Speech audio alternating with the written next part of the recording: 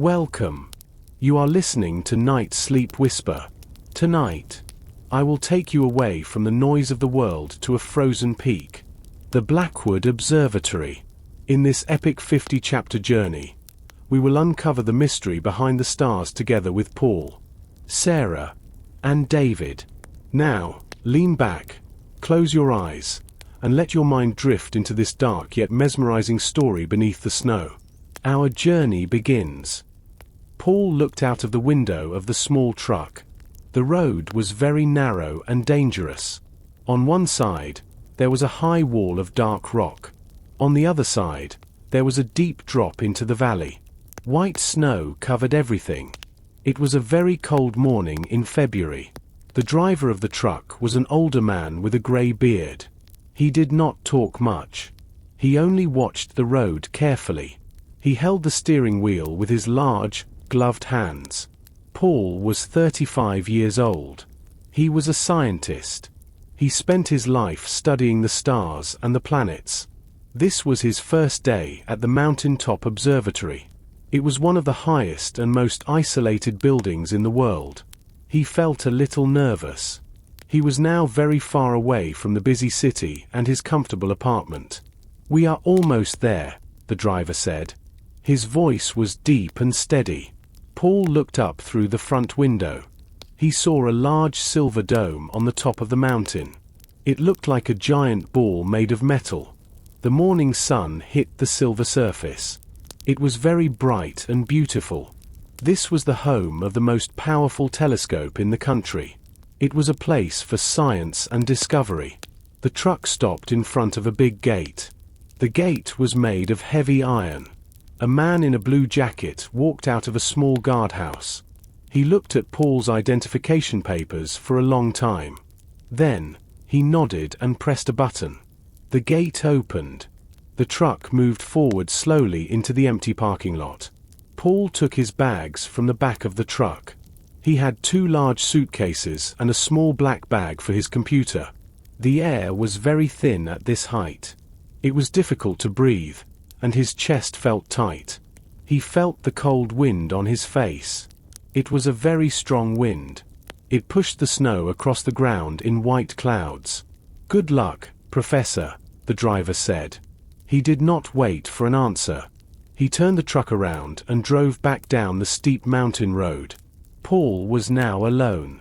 He stood in front of the main entrance. The building was made of thick concrete and gray steel. It had no windows on the first floor. It looked like a fortress or a secret prison. Paul walked to the door. There was a small silver button on the wall with a speaker. He pushed the button. He waited for a few seconds in the freezing wind. A small camera above the door moved. It looked at Paul's face. Then, the heavy lock moved. The door opened slowly. Inside, the air was warm and smelled like coffee. The lights were very bright. The floor was clean and white. A woman was standing in the hallway. She was tall and wore a white lab coat. She looked at Paul and smiled, but her eyes looked tired. This was the start of his new job. However, as the door closed behind him, Paul felt a strange chill. The building was silent. It was too quiet for a place with so many secrets. Paul stepped into the lobby. The door closed behind him with a heavy sound. The woman in the white coat walked toward him. She held a small tablet in her hand. "Welcome to the Mountaintop Observatory," she said. Her voice was friendly, but she did not smile with her eyes. "I am Sarah. I am the lead scientist here." Paul shook her hand. Her grip was strong and firm. "I am Paul. It is nice to meet you," he replied. "We were waiting for you," Sarah said. "We have a lot of work to do. The stars do not wait for us." She led him down a long, white hallway. There were many doors, but they were all closed. The walls were covered with large photos of galaxies and distant planets. The lights on the ceiling were very bright. A man came out of a room on the left.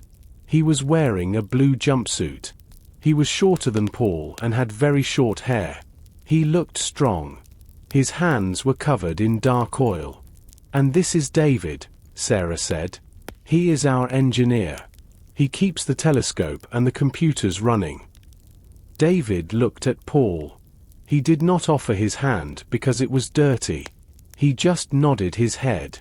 "Hello," David said.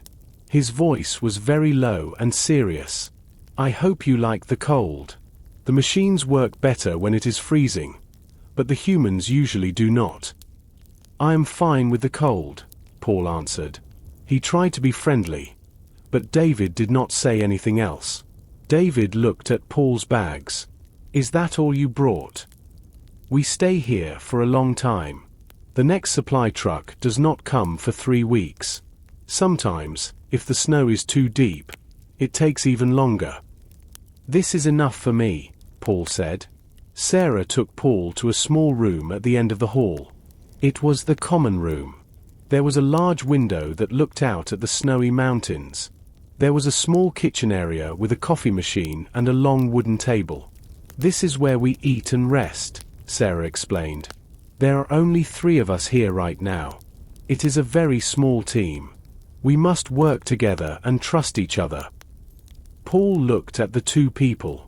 Sarah was already looking at her tablet again.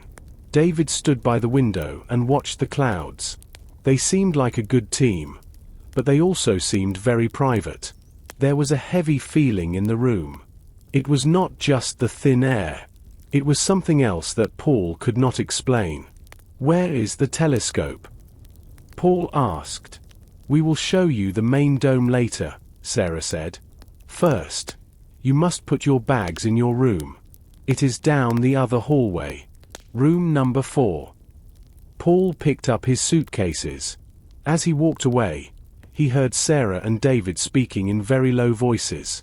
He could not hear the words, but their tones sounded worried. He walked to his room and opened the door. The room was very small. There was a bed, a desk, and a small lamp. He put his bags on the floor and sat on the bed. He looked at the white walls. He was finally here at the top of the world. But he felt like a guest in a house with many secrets. Paul spent 30 minutes in his small room. He put his clothes in a small closet and placed his computer on the desk. The room was quiet. The only sound was the wind against the thick walls of the observatory. It was a low, constant moan. He felt a little better after he unpacked his things. He decided to find the control room. He wanted to see the computers and the telescope data.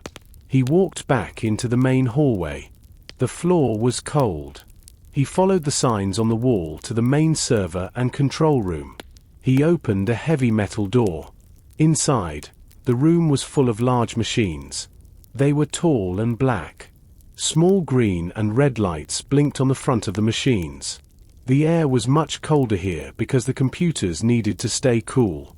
The fans in the machines made a steady humming noise that filled the room. Sarah was not there. David was not there either.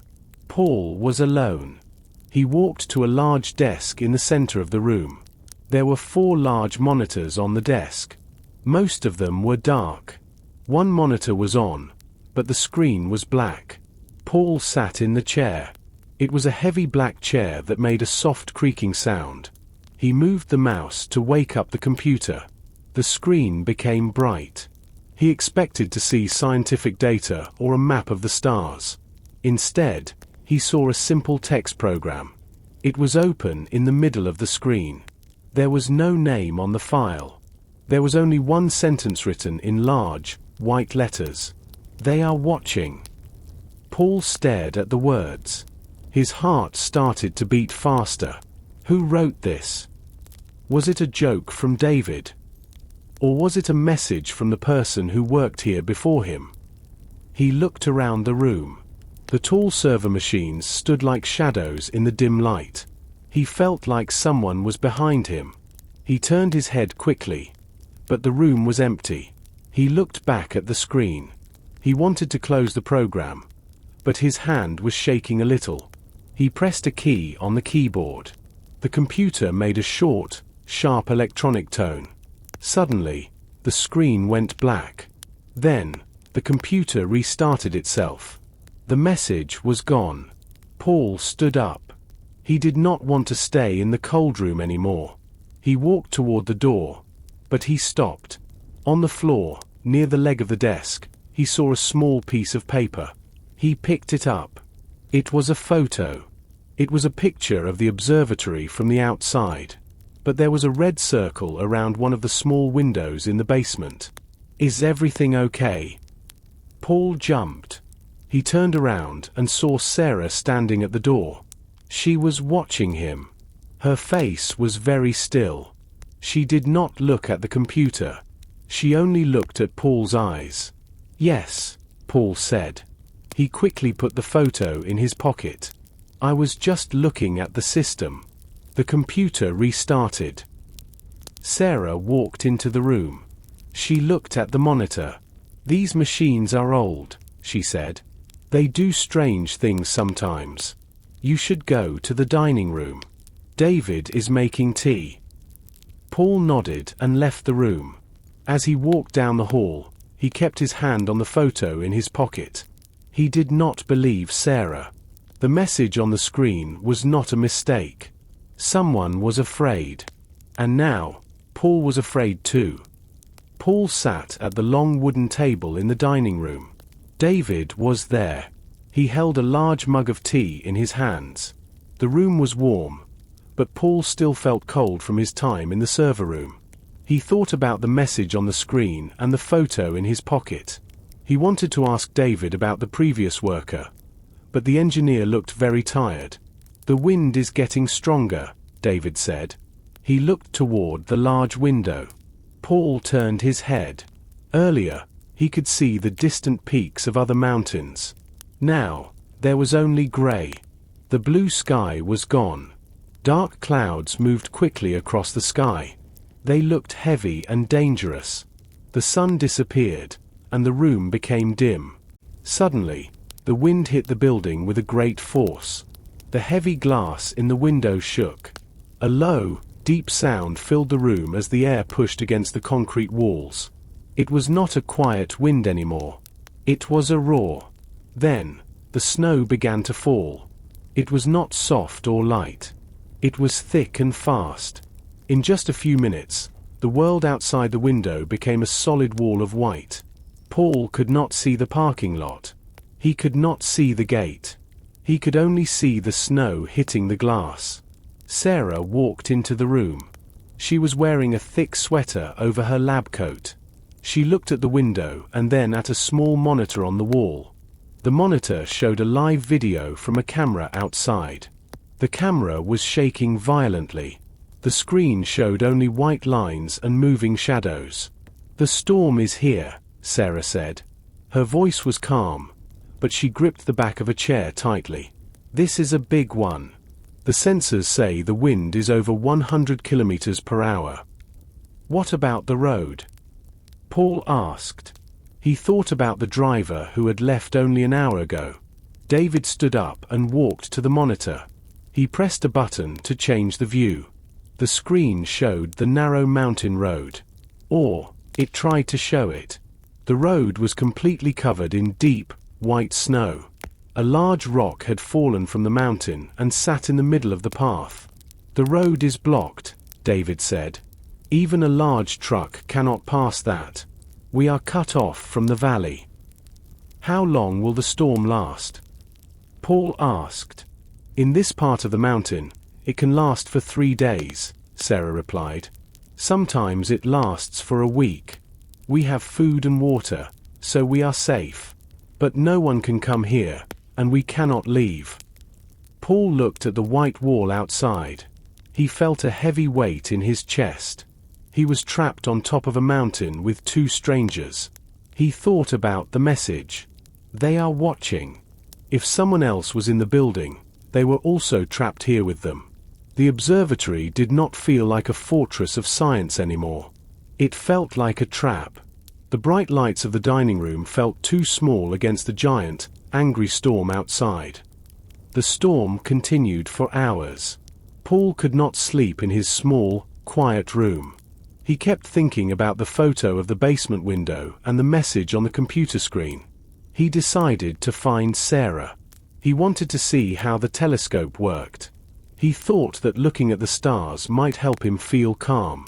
He walked through the cold hallways to the main dome. This was the heart of the observatory. The room was very large and round.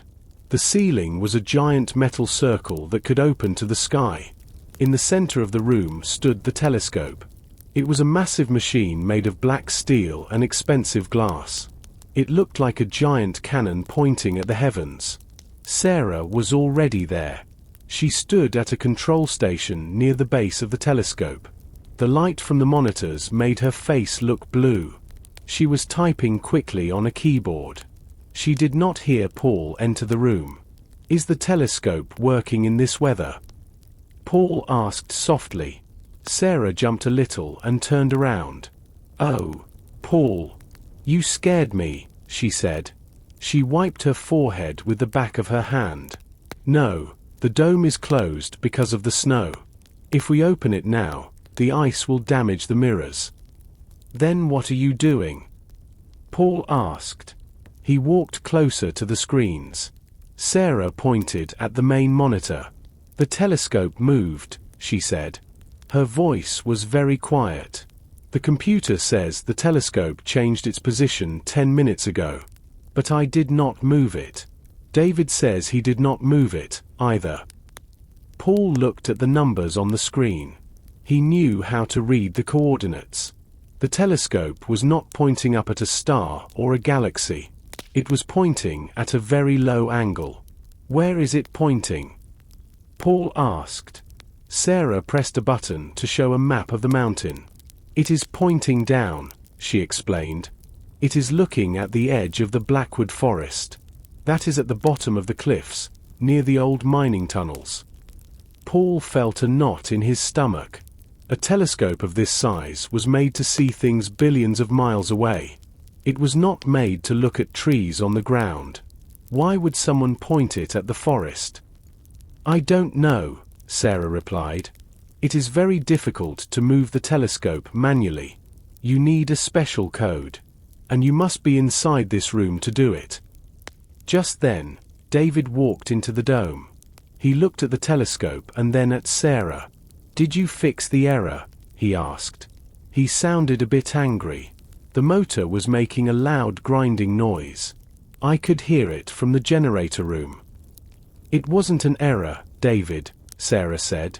"Someone gave it a command to look at the forest." David laughed, but it was a dry, nervous laugh. "That is impossible. Maybe the wind hit the building and moved the sensors. We are in the middle of a blizzard. The machines are just cold." Paul did not believe him. He remembered the photo in his pocket. The photo showed a window in the basement. The telescope was now pointing at the forest. It felt like someone was trying to see something on the ground, not in the sky. He looked at the massive black telescope. It looked like a giant, silent eye. And right now, that I was looking for something in the dark woods below. Paul walked back toward the common room. The air in the hallway felt very heavy. The storm was still roaring outside. Suddenly, he heard a loud voice. It was David. "Sarah. Paul. Come here now." David shouted. He was near the server room. Paul ran down the hall. Sarah was already there. She looked worried. David was standing by the door of the server room. He was pointing at the floor. On the clean, white floor, there were several wet footprints. They were dark and messy. The water was still fresh. Where did these come from? Sarah asked. Her voice was shaking. "I don't know," David said. He looked at his own boots. They were dry. He looked at Sarah's shoes. They were dry too. Paul looked at his own feet. He had changed into indoor shoes an hour ago. They were not wet. "We were all in the kitchen for the last 20 minutes, Paul said. "I saw both of you there." "Exactly," David said. "So who was in here?" The front door is locked. The emergency doors are locked from the inside. No one can get into this building without a key. Paul stepped into the room. He looked at the footprints closely. They were large, like a man's boot. The prints came from the back of the room, near the large server racks, and moved toward the door. But there was no one in the room now. Maybe a pipe is leaking, Sarah suggested. She walked to the corner. But the ceiling was dry. There was no water on the walls.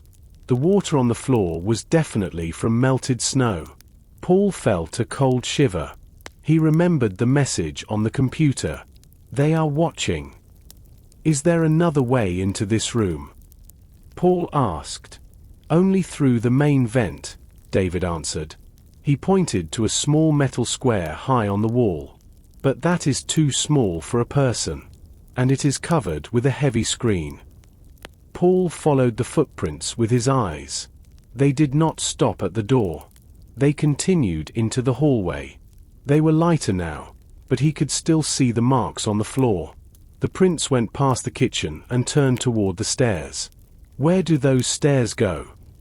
Paul asked. They go down, Sarah said. They go to the basement and the storage rooms. Paul looked at the dark stairs. He thought about the photo in his pocket. The photo showed a basement window with a red circle. He knew he had to go down there, but he did not want to go alone. The observatory felt very big and very empty. Or perhaps, it was not empty at all. Someone was walking in the dark, and their feet were still wet from the mountain snow. Paul walked back to his small bedroom. His heart was still beating fast from the discovery of the footprints. He wanted to lock his door, but there was no key. He sat on the edge of the narrow bed and put his head in his hands. The wind continued to roar outside the mountain fortress. The walls felt thin and cold. He looked down at the floor. He saw a small piece of dark plastic near the leg of the bed. He leaned down and reached for it. His hand hit something hard and metal. He pulled his hand back quickly. Then, he went to his desk and grabbed his small flashlight. He turned it on and pointed the light under the bed. There, pushed far into the corner, was a small black object. Paul reached under the bed again. He grabbed the object and pulled it out. It was a radio. But it was not like the radios the team used. The official observatory radios were large and white. They had a bright mountain logo on the side. This radio was different. It was small, heavy, and black. It looked like a military radio or something for a professional guard. The antenna was bent and broken. The screen was cracked and dark.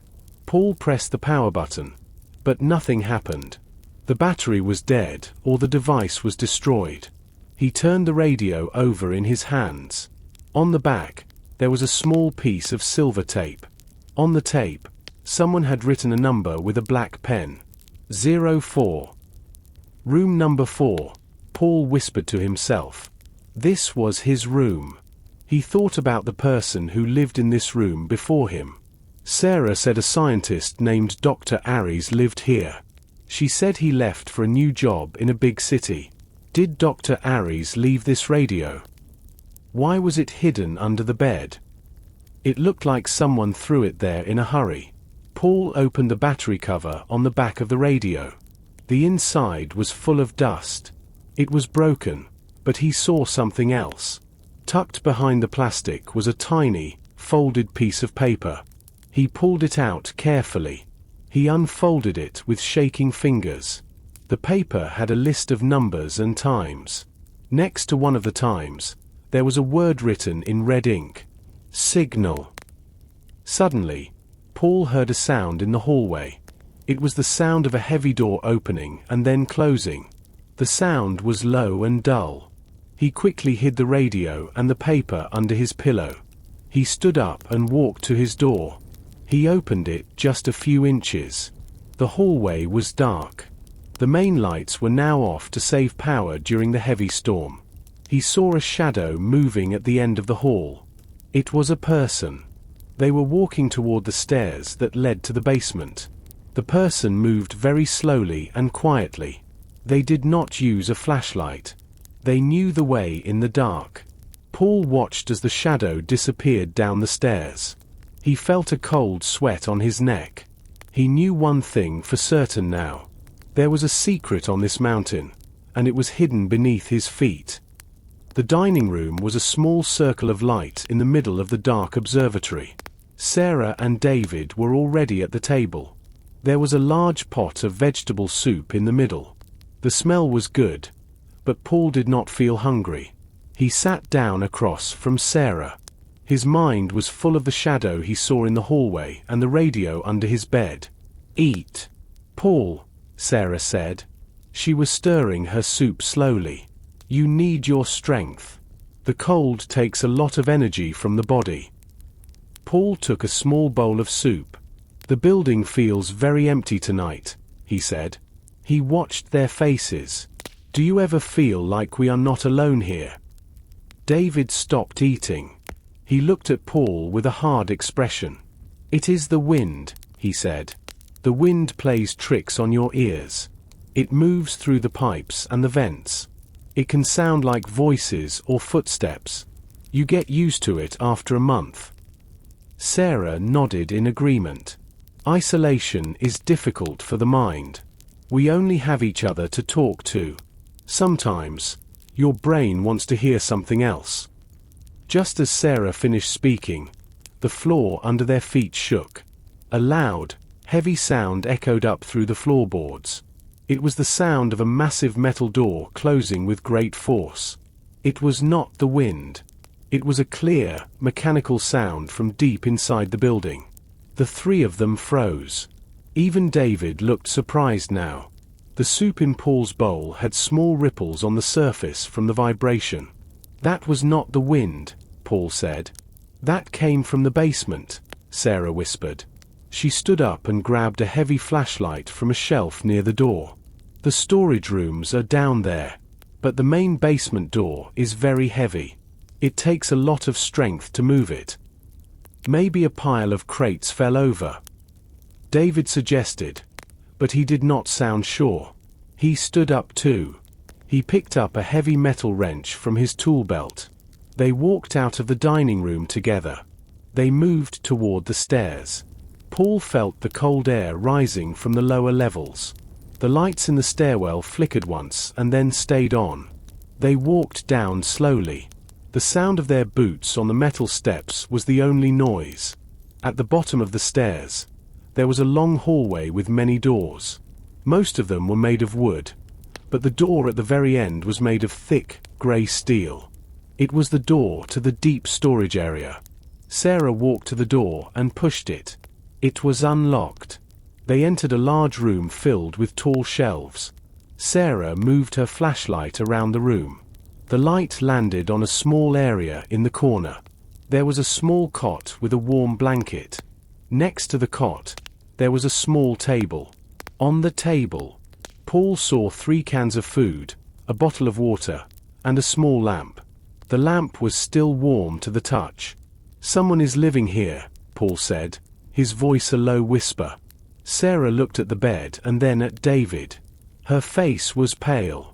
"But we are the only people on the mountain. The gate is locked.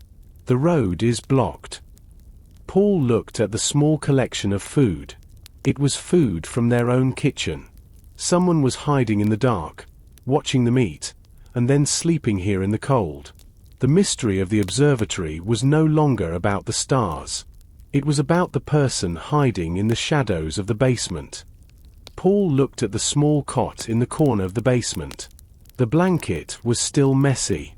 It was clear that someone had rested there very recently. Sarah and David stood near the door. They looked around the large storage room with fear in their eyes. The shelves were full of boxes, but the area near the cot was clean. Someone was taking care of this small, secret home. "Look at this," Paul said. He pointed to the small table. There was a metal spoon next to an open can of beans. The beans were still fresh. "This person is not just hiding. They are eating our food. They are moving through the building while we work. David walked over to the corner. He held his heavy wrench tightly. "This is impossible," he said. "I check the inventory every week. I thought we were just eating more than usual because of the cold. I didn't think someone else was here." Paul noticed something near the floor. He moved his flashlight away from the table and toward the far wall. There was a small, high window near the ceiling. It was the window he saw in the photo in his pocket. He walked closer to it. The window was very small, but it was wide enough for a thin person to crawl through. Under the window, there was a muddy footprint on the white concrete wall. It was a clear mark. The mud was dark and wet. It did not match the dry dust of the basement. It came from the world outside. Paul touched the mud. It was cold. "They came in through here," Paul said. He looked up at the window. "But the window is locked from the inside now. See? The latch is closed." Sarah joined him. She looked at the footprint and then at the window. If they entered through here, they must have a key or a way to open it from the outside. But this window is 10 feet above the ground. How did they reach it? Maybe they had a ladder, David suggested. Or maybe they are very good at climbing. Paul felt a strange sensation. He felt like someone was watching them from the dark corners of the large room. He turned his flashlight toward the tall shelves of boxes. The shadows moved and danced as the light hit the cardboard. He saw something white behind a large crate. He walked toward it, his heart jumping in his chest. It was not a person. It was a white glove. It was the same kind of glove that scientists used in the lab, but it was covered in dark grease. Next to the glove, there was a small piece of blue plastic. Paul picked it up. It was a broken piece of an identification badge.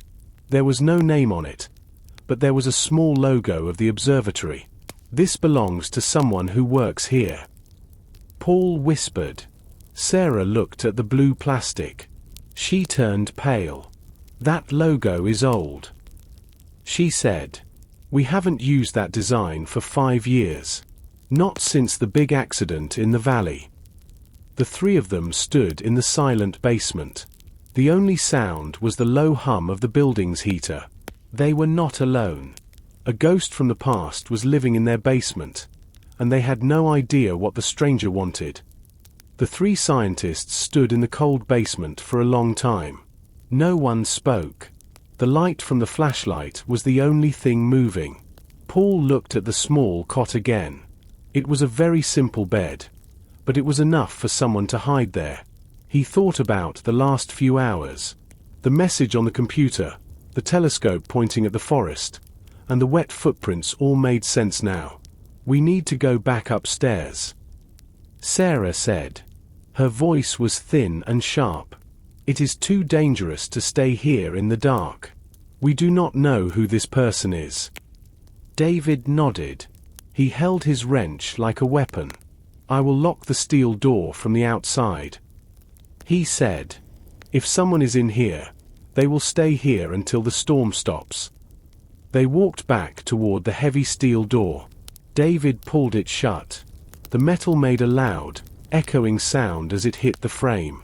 He turned the heavy handle and pushed a thick bolt into place. He looked at Paul and Sarah. "They are trapped now," he said. He sounded more confident. They walked up the stairs and back into the dining room. The room was warm, but Paul did not feel safe. He sat at the table and looked at the hallway. He felt like the building had grown larger and more mysterious. Why would someone hide in an observatory? Paul asked. "There is nothing valuable here. We only have computers and data about stars."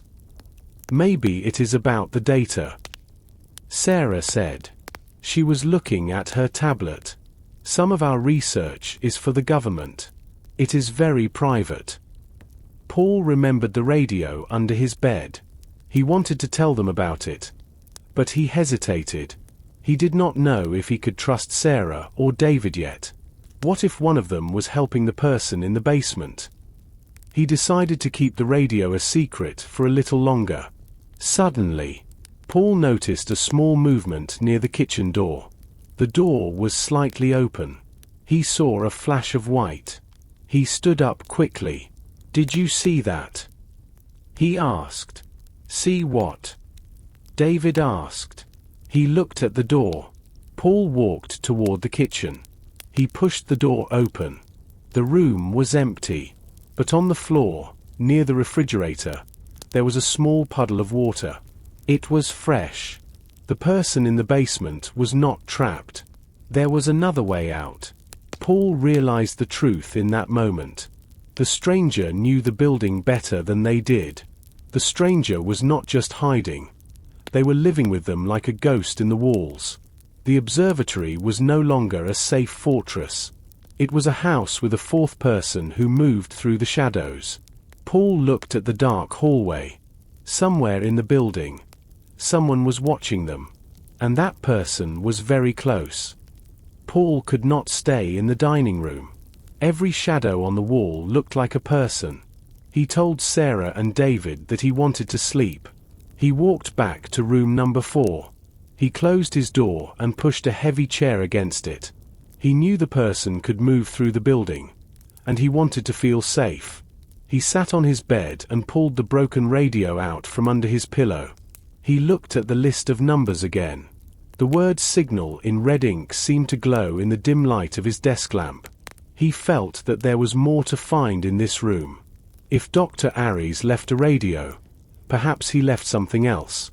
Paul got on his hands and knees. He looked at the floor very carefully. He moved the rug near the desk. The floor was made of wood. He tapped on the boards with his fingers. Most of them made a solid, heavy sound. But one board near the corner made a hollow, empty sound. He used a small knife from his bag to lift the edge of the board. It moved easily. Under the floor, there was a small space. Inside the space, there was a black leather notebook. It was covered in a thin layer of dust. Paul picked it up and sat back on his bed. He opened the first page. The handwriting was neat and small. At the top of the page, it said, "Dr. Thomas Aries. Private notes. Do not open." The date was from 5 years ago. Paul turned the pages. The notes were not about stars or planets.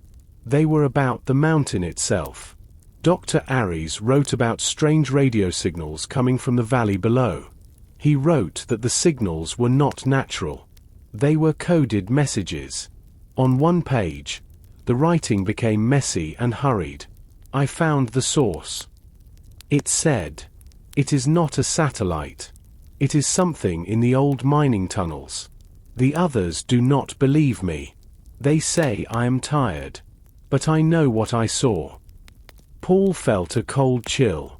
The mining tunnels were the same place the telescope was pointing earlier today. He turned to the very last page of the notebook.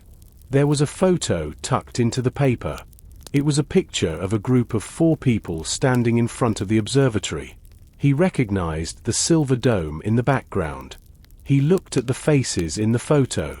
He saw a young Sarah. She was smiling and looked very happy. He saw a man who must be Dr. Aries. But then he saw the third person. It was David. He looked younger, but it was definitely him. But there was a fourth person in the photo. It was a man with a very long scar on his forehead. Paul looked closely at the man's face. He did not recognize him. Under the photo, someone had written a single sentence in black ink. "The team that disappeared." Paul stared at the photo. Sarah told him that Dr. Aries moved to a big city. But the notebook and the photo said something different. According to this note, the whole team disappeared. If that was true, who were Sarah and David? And why were they here now? He heard a soft scratch on his door.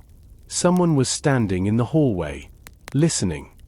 Paul froze. He held his breath.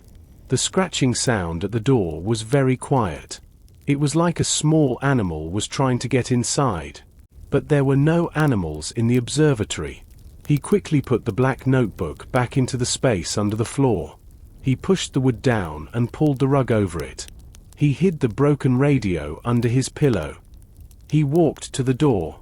The chair was still against it. He moved the chair quietly. He did not want to make a loud noise. He put his hand on the metal handle. He opened the door only a few inches. The hallway was dark. Sarah was standing there. She held a candle in her hand. The yellow light made her face look strange and old. The shadows on the walls were long and black. She looked at Paul. She did not say anything for a long time. "I could not sleep," she said finally. Her voice was very low, almost a whisper. "The storm is very loud tonight. I thought I heard you talking in my room." "I was just thinking out loud," Paul said. He tried to sound calm. He hoped she could not see his heart beating. "Is everything okay? Why are you using a candle?" "The power is very low," Sarah explained. She stepped into the room. Paul had to move back. She looked around the small space. Her eyes moved to the desk and then to the bed.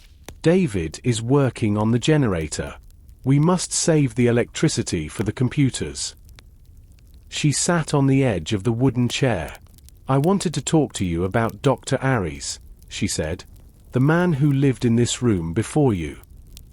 Paul felt a knot in his stomach. What about him? "He was a very smart man," Sarah said.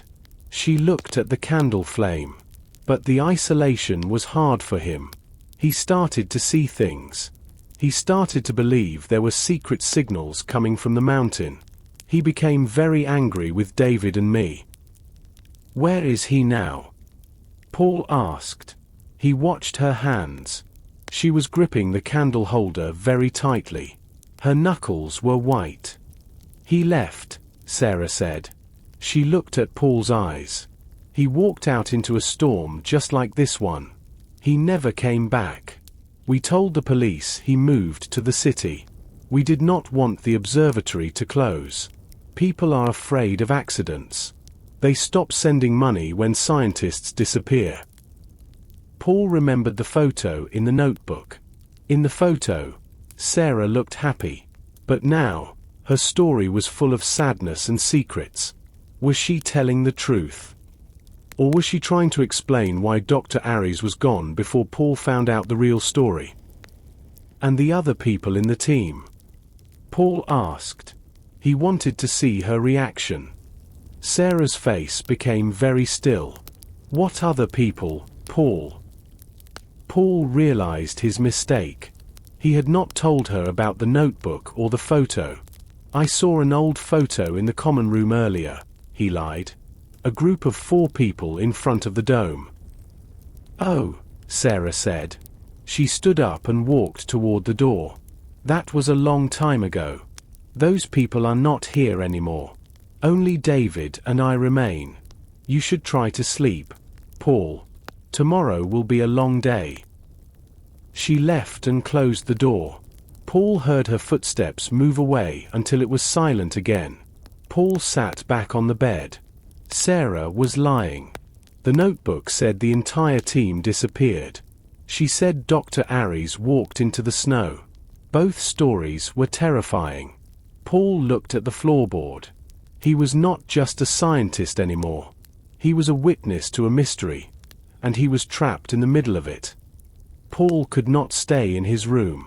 The air felt too thin, and the walls felt too close. He needed to find David. If Sarah was hiding the truth, perhaps the engineer would be more honest. He took his flashlight and walked toward the basement stairs. The generator was located in a small, heavy room behind the storage area. As he walked down the stairs, he heard a deep, constant humming noise. It was the sound of the large engine that gave the building its power. The floor vibrated under his feet. The air in the basement was warmer now because of the heat from the machines. He found David in the generator room. The engineer was leaning over a large metal box with a screwdriver. He looked tired. His face was covered in dark grease, and his clothes were messy. He looked up when Paul entered. "The power is steady for now," David said. He did not sound happy to see Paul. "But the storm is getting worse. The wind is pushing ice into the intake vents." Paul leaned against the metal doorframe. "I spoke to Sarah. She told me about Dr. Aries. She said he walked out into the storm." David stopped moving his hands. He stayed very still for a moment. Then, he put his screwdriver down on a metal table. "Is that what she told you?" "Yes," Paul said. "But I saw an old photo. There were 4 of you. There was another man. A man with a scar on his forehead. Who was he?" David wiped his hands on a dirty cloth. He looked at the floor, not at Paul. "That was Miller," he said. His voice was very quiet. "He was the security officer. He was a difficult man. He did not like the scientists, and he did not like the mountain." "What happened to him?" Paul asked. David sighed. "It was a long time ago, Paul. Before you were even a scientist. There was an accident in the tunnels. Miller went down to check the radio cables during a storm. He never came back. We searched for days, but the snow was too deep." "So 2 people disappeared?" Paul asked. "Aries and Miller." David finally looked up. His eyes were full of a strange mix of fear and anger. "The mountain takes people, Paul. It is a dangerous place. We stayed here to keep the observatory running because the work is important. But sometimes, people just go missing." "Is that why there is someone living in the storage room?" Paul pressed. "Is that Miller? Or Aries?" David shook his head quickly. "I don't know who is down here. I truly don't. But if someone survived for 5 years in this cold, they are not the same person anymore. They would be like a ghost." David turned back to the generator. He did not want to talk anymore. Paul watched him for a minute. David admitted he knew Miller, but he was still acting like he was afraid. Paul felt that David and Sarah were holding onto a very dark secret together. They were protecting themselves, but from what? As Paul walked back to the stairs, he realized something. David said Miller went into the tunnels to check the cables. And today, the telescope was pointing exactly at the entrance of those tunnels. It was not a coincidence. The past was calling to them from the dark forest below. Paul left the generator room and began to walk up the metal stairs. Suddenly, the deep humming of the engine stopped. The vibration under his feet disappeared. For a second, there was no sound at all. Then, the lights flickered twice. They became very bright for 1 second, and then everything went black. The darkness was total. Paul could not see his own hands. He stood very still. The air felt colder immediately. The silence of the machines was louder than the storm outside. He reached into his pocket and pulled out his small flashlight. He turned it on. The beam of light was a thin, white line in the heavy dark. He moved the light around. The basement looked different now.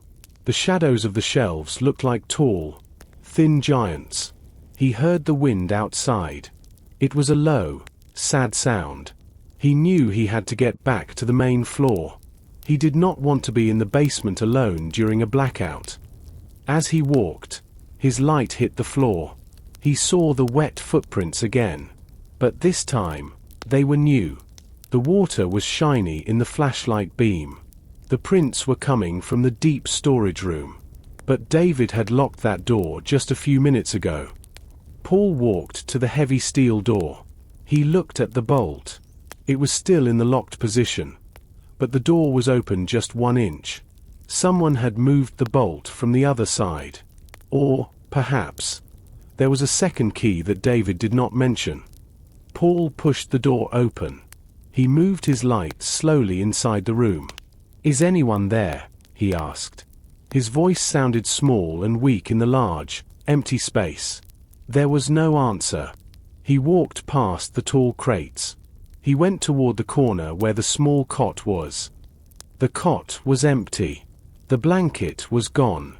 The small table was empty too. The cans of food were gone. The stranger was moving. Paul turned around quickly. He thought he heard a soft breath behind him.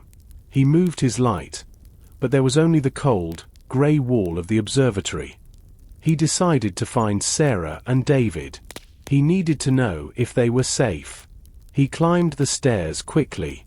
The beam of his flashlight danced on the walls as he moved. When he reached the main floor, he saw another light at the end of the hall. It was Sarah. She was holding a large plastic flashlight. Her face looked very pale in the white light. "The generator failed," she said. Her voice was shaking. "David is still in the basement. He is trying to fix the main fuse." Paul looked at the dark hallway behind him. "But I just came from the basement," he said. "I didn't see him near the stairs or the generator." Sarah looked at the floor and then back at Paul. "Then where is he?" "He went down there only a minute ago." Paul did not have an answer. The darkness of the observatory was now full of ghosts and missing men. The darkness in the observatory felt heavy, like a thick blanket. Paul and Sarah stood in the hallway with their flashlights. The beams of light crossed each other, creating long, dancing shadows on the white walls. Paul could feel the cold air moving up from the lower levels. "We have to find David," Paul said. He gripped his flashlight tightly. "He cannot be far." Sarah nodded. She looked small in the large hallway. "The generator room is the only place he would go. If he is not there, maybe he went to the storage room to find a spare part." They walked back to the basement stairs. Every step they took made a dull sound on the metal. They reached the bottom and moved toward the generator room. Paul pushed the door open. The room was silent. The large engine was a dark, quiet mountain of metal. David's tools were still on the table, but the man was gone. A single glove sat on the floor, looking lonely in the light. "David!" Sarah called out. Her voice was thin. It hit the walls and came back to her. There was no answer. They left the room and walked down the long basement corridor. They passed the heavy steel door of the storage room. It was closed now. Paul stopped in front of the old cargo elevator. This elevator was used to move heavy telescope parts and large boxes of food. Because the power was out, the elevator was stuck somewhere between the floors. Paul noticed that the elevator doors were not completely closed. There was a gap of about 4 inches. He put his fingers into the gap and pulled. The doors moved with a loud, rusty scraping sound. He pushed them open and pointed his flashlight into the dark shaft. The elevator car was high above them. Below was a deep, black hole that went down into the mountain rock. Paul moved his light along the walls of the shaft. The walls were made of rough concrete and old bricks. "What are you looking for?" Sarah asked. She stood behind him, looking over his shoulder. "I don't know," Paul replied. "I just have a feeling." His light landed on something strange. About 3 feet inside the shaft, there was a metal handle. It was painted black to match the shadows. Paul leaned into the shaft and moved his light further. Behind a loose metal panel, there was a ladder. It was a secret ladder made of thin steel.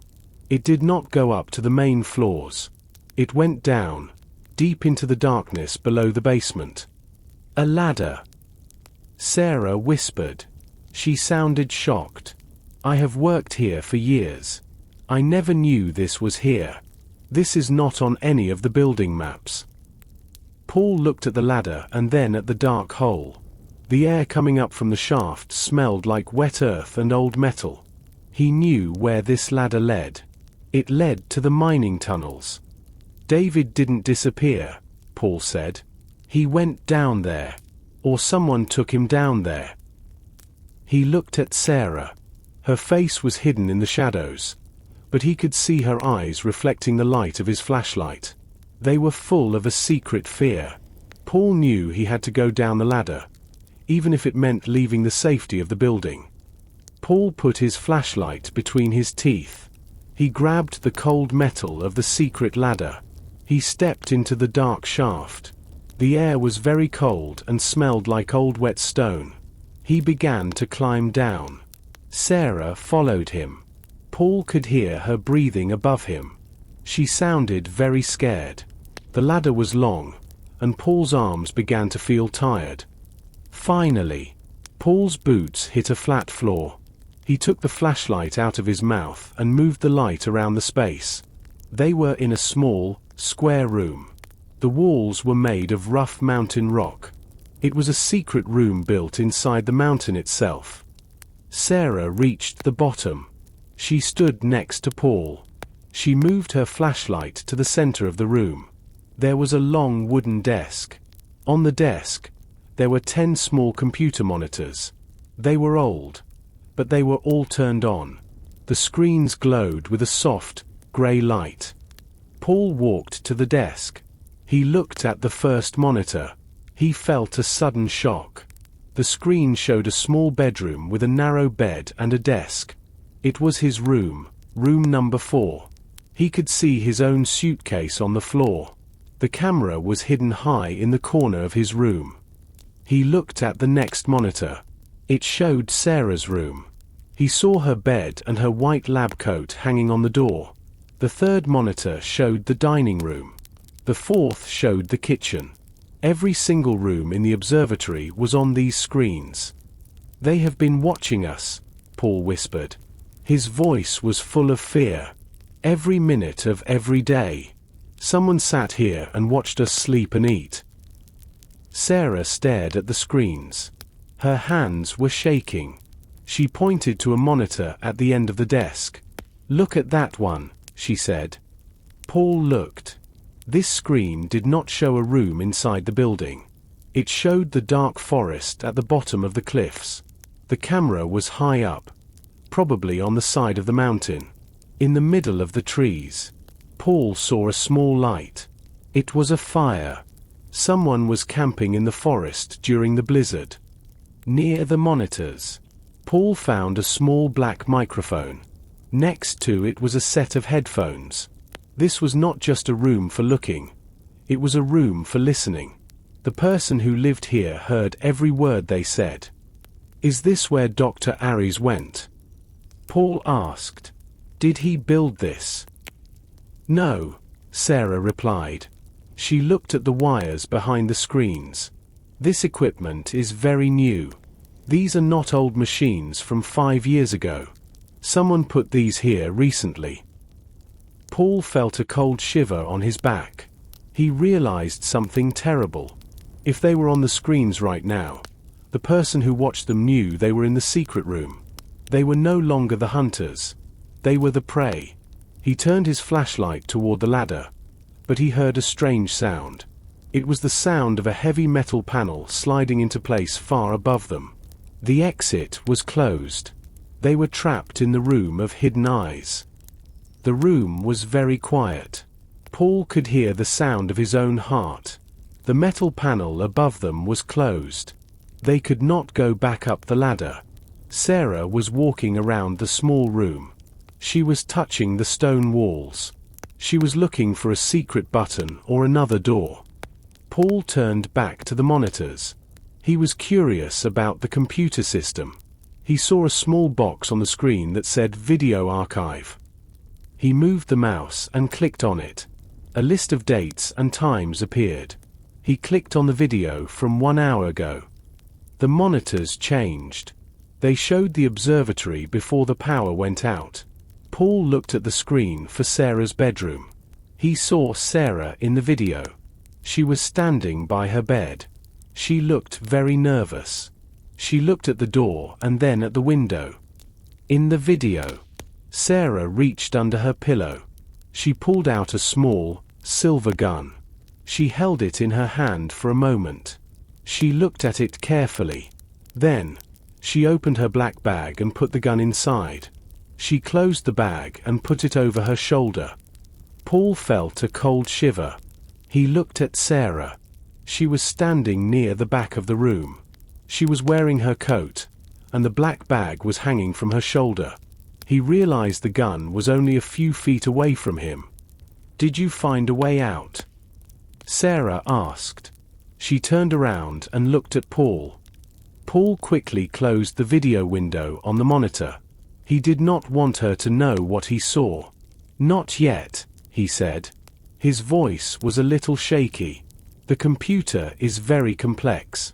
It has a lot of files." Sarah walked closer to him. Paul moved a little to the side. He was watching her bag. He wondered why a scientist needed a gun in a peaceful observatory. Was she afraid of the person in the basement? Or was she part of the mystery? "We need to find David," Sarah said. She looked at the monitors. "One of these screens must show where he is. Look at the basement cameras again." Paul clicked on the basement files. He saw the generator room. It was empty. He saw the storage room. It was also empty. But then, he saw a camera he did not notice before. It was labeled Tunnel in Trance. The screen showed a dark, narrow tunnel made of old wood and stone. At the end of the tunnel, there was a man. He was sitting on the ground. His hands were tied behind his back. It was David. He looked hurt.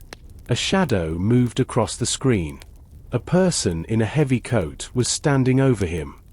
"There he is!" Sarah cried out. She pointed at the screen. Paul looked at Sarah. She was reaching into her bag.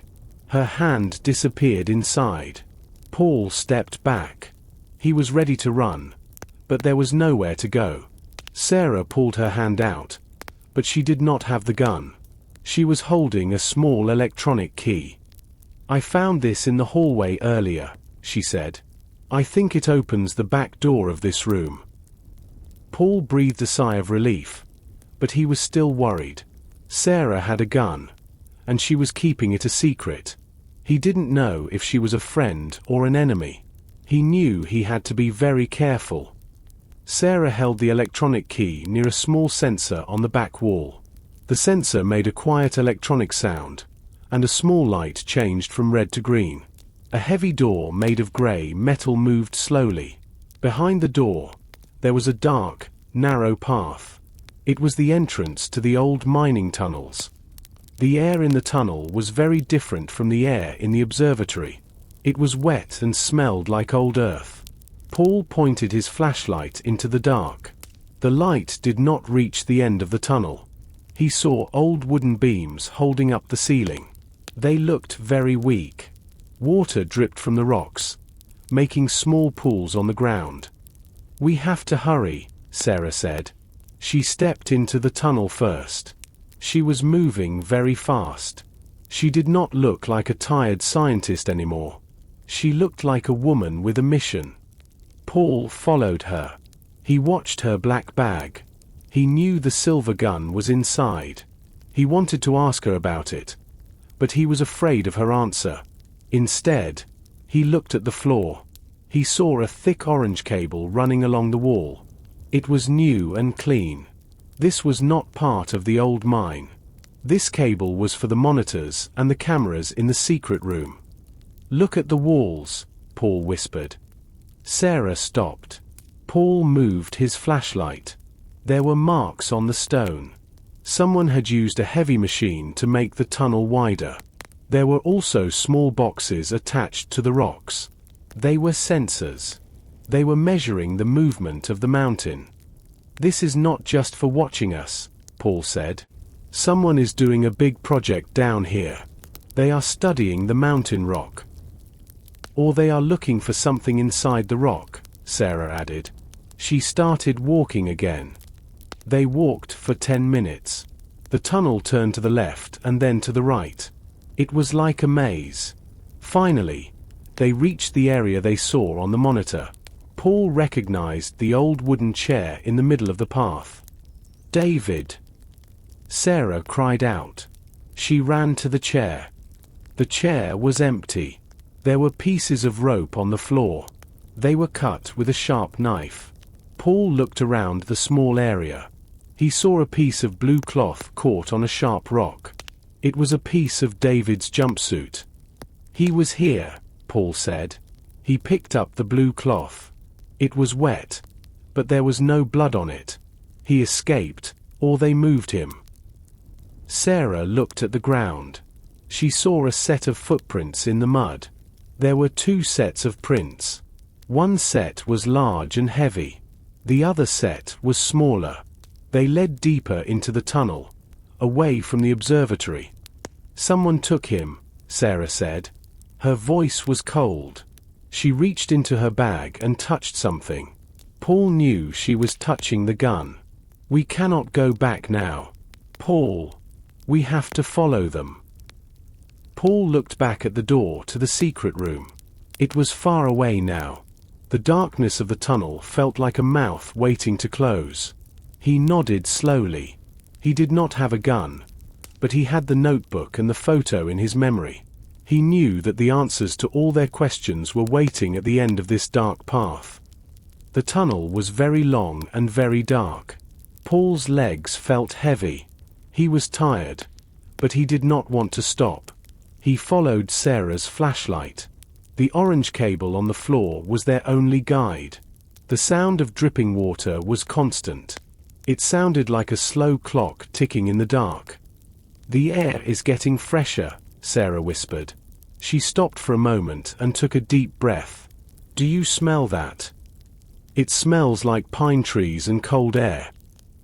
Paul sniffed the air. She was right. The smell of wet earth was gone. Now, he could smell the winter forest. They walked faster. Soon, the tunnel began to go up. The floor was no longer mud. It was covered in a thin layer of white snow.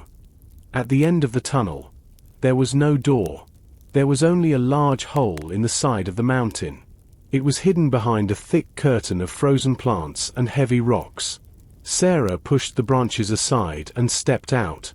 Paul followed her. They were standing on a small ledge on the side of the cliff. Below them, the Blackwood forest stretched out like a dark sea. The snow was falling heavily again. The wind was very loud. It was a cold, white world. Paul looked up.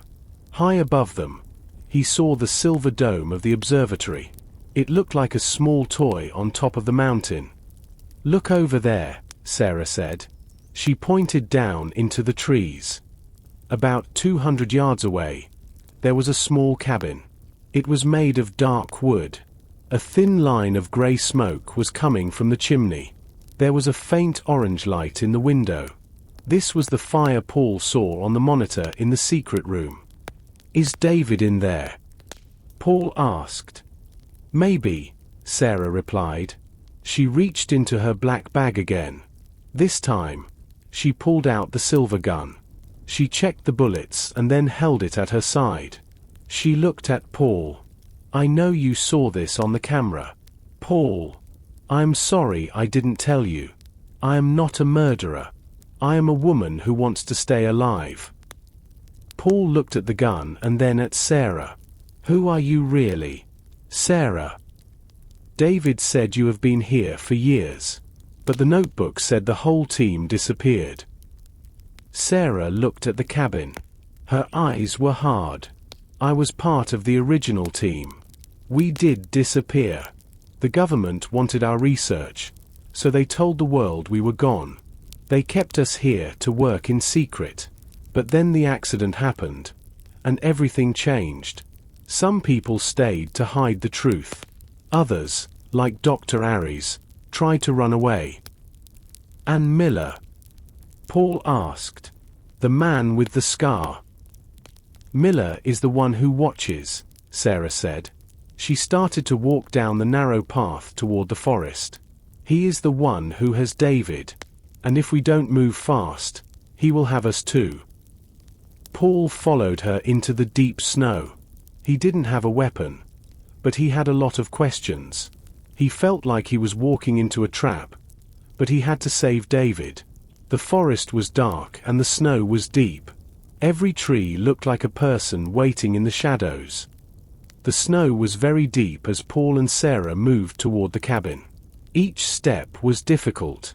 Paul's boots sank into the white powder. The wind was still very strong, and it felt like needles on his face. They moved quietly through the tall pine trees. Sarah held her silver gun in front of her. She looked around at the shadows. Every tree looked like a person waiting in the dark. They reached the back of the small wooden building. It was a very old cabin. The wood was dark and rotting. Paul noticed something strange behind the house.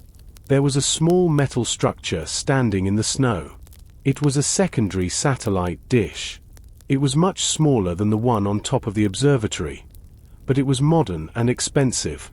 Paul walked toward the dish. He saw that it was completely destroyed. The metal was twisted and bent. The wires were cut and hanging in the wind. This was the reason for the radio problems. Someone did not want messages to leave the mountain. "Look at this," Paul whispered. He pointed at the broken metal. Stuck in the sharp edge of the dish was a piece of fabric. It was a blue glove. It was made of thick material for the cold. It was torn and covered in old grease. Paul pulled it out of the metal. He looked at it closely. It was exactly like the glove he saw in the generator room earlier. "This belongs to David," Sarah said. She looked at the glove and then at the cabin window. "He was here. He tried to fix this dish, or maybe he tried to break it so the signals would stop. But if David is the real David, why did he have a glove in the generator room and here?" Paul asked. "And who was the man I saw on the monitor?" Sarah did not answer. She was looking at the ground near the dish. There were fresh footprints leading to the cabin door. The snow was moving in the wind, but the prints were still deep. Someone was inside right now. Paul felt a cold fear in his stomach. He remembered the notebook. He remembered the man with the scar. If David was a prisoner, the man with the scar was the guard. But Sarah said she was part of the secret team too. He didn't know who to trust. "We have to go inside," Sarah said. Her voice was as cold as the ice on the trees. "Keep your flashlight off. We don't want them to see us." Paul nodded. He put his flashlight in his pocket. The only light came from the white snow and the faint orange glow from the cabin window. They walked to the side of the house. Paul looked through the glass. The glass was dirty, but he could see a table and a single chair. There was a man sitting at the table. He was wearing a heavy coat. His back was to the window. Suddenly, the man turned his head. Paul saw a long, white scar on his forehead. It was Miller, the man from the photo. Miller was holding a radio in his hand. He was talking, but Paul could not hear the words through the thick wood of the cabin. Sarah moved toward the door. She put her hand on the handle. She looked at Paul and gave him a signal to be ready. Paul took a deep breath. He held the blue glove tightly in his hand. He was a scientist, not a soldier, but he knew he had to help his friend. The door was not locked. Sarah pushed it open with her foot. The door opened with a slow, heavy creak. Sarah stepped into the warm air of the cabin. She kept her silver gun pointed at the man with the scar. Miller did not jump. He did not look afraid. He slowly put his radio down on the wooden table.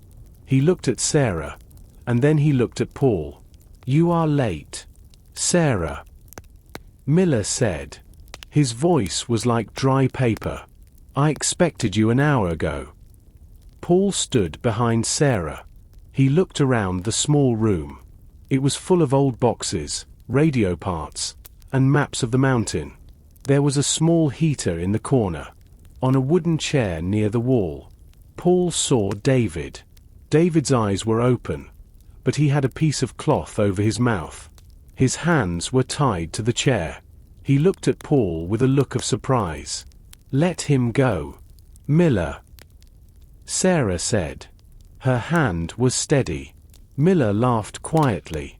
"You think I am the danger? I am the one who kept this place quiet for 5 years.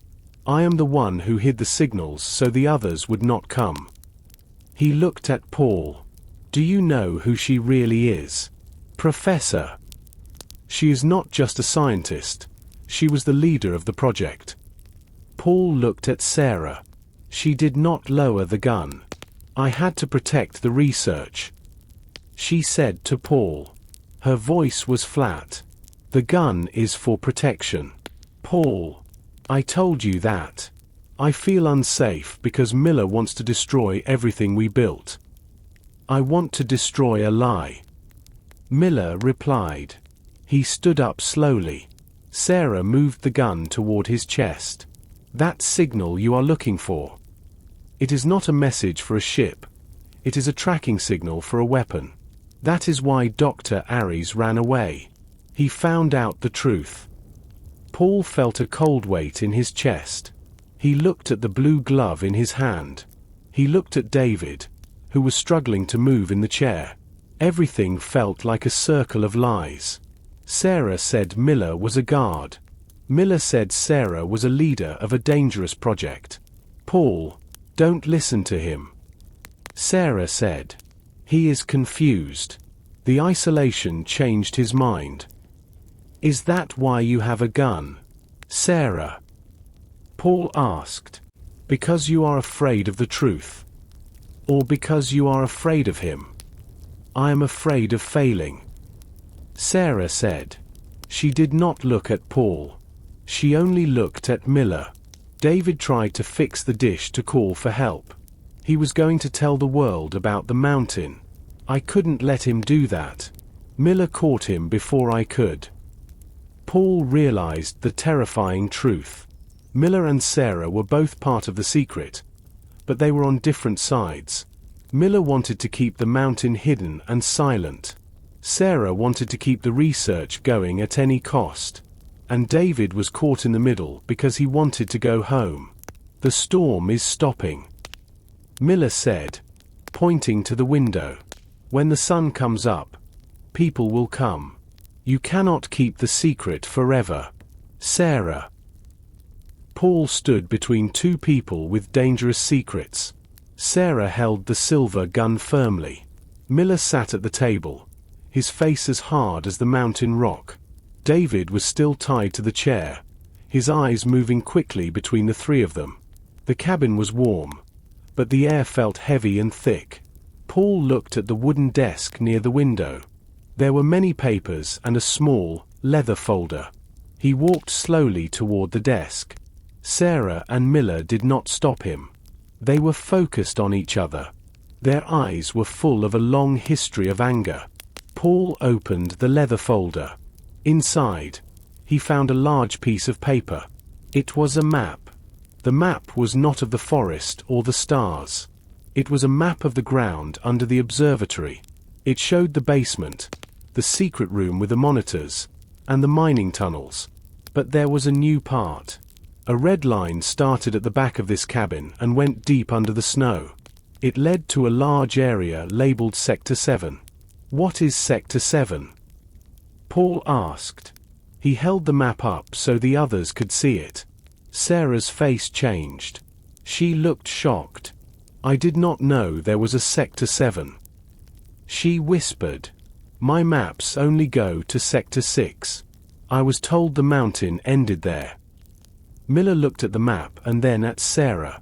He gave a small, cold smile. "That is because you were only the leader of the science team, Sarah. You were not the leader of the facility. There are things under this mountain that even you do not know about. You studied the stars while the government built something else beneath your feet." Paul looked at the map again. Sector 7 was located directly under the big cliffs. "The telescope," Paul said. He remembered the coordinates from earlier. Earlier today, the telescope moved. It was pointing at the cliffs. It wasn't looking at the trees. It was looking at the hidden entrance to this sector. David started to make a loud, muffled sound. He was moving his head back and forth. Paul walked to him and carefully pulled the cloth away from David's mouth. David breathed heavily for a moment. "Paul, do not trust the map," he shouted. His voice was hoarse. "Miller did not bring me here to hide me. He brought me here because he needs to know about your computer." "My computer?" Paul asked. "Yes," David said. He looked at Sarah with a look of pure anger.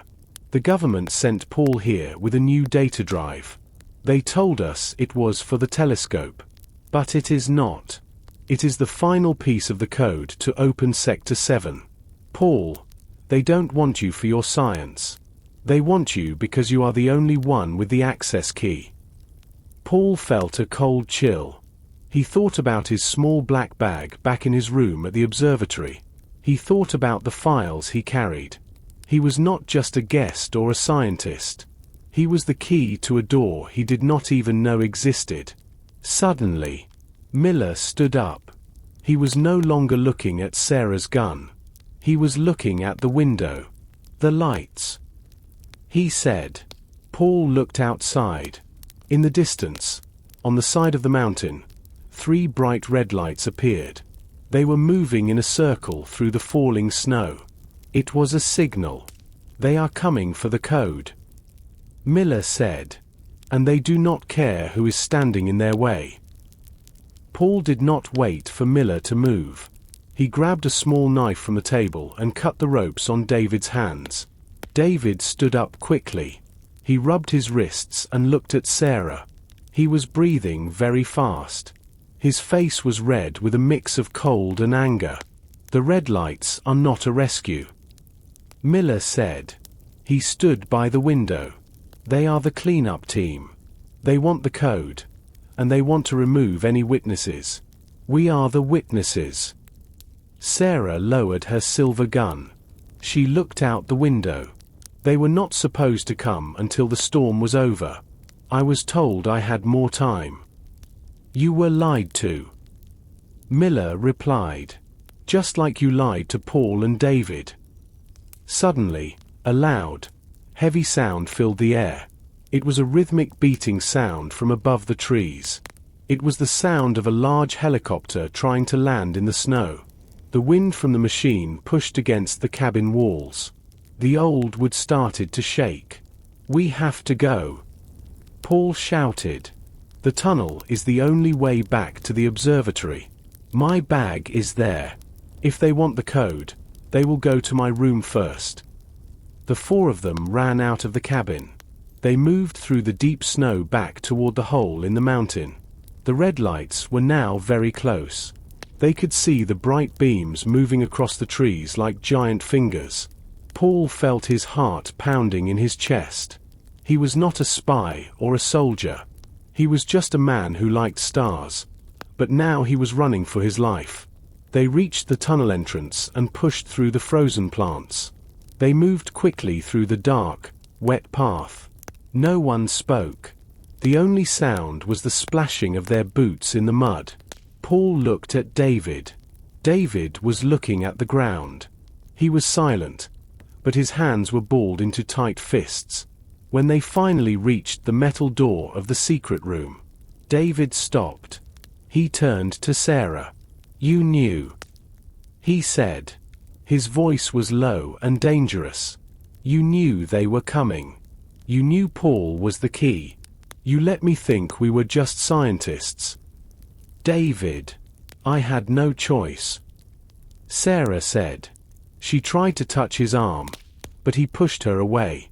"I am done with your choices," David shouted.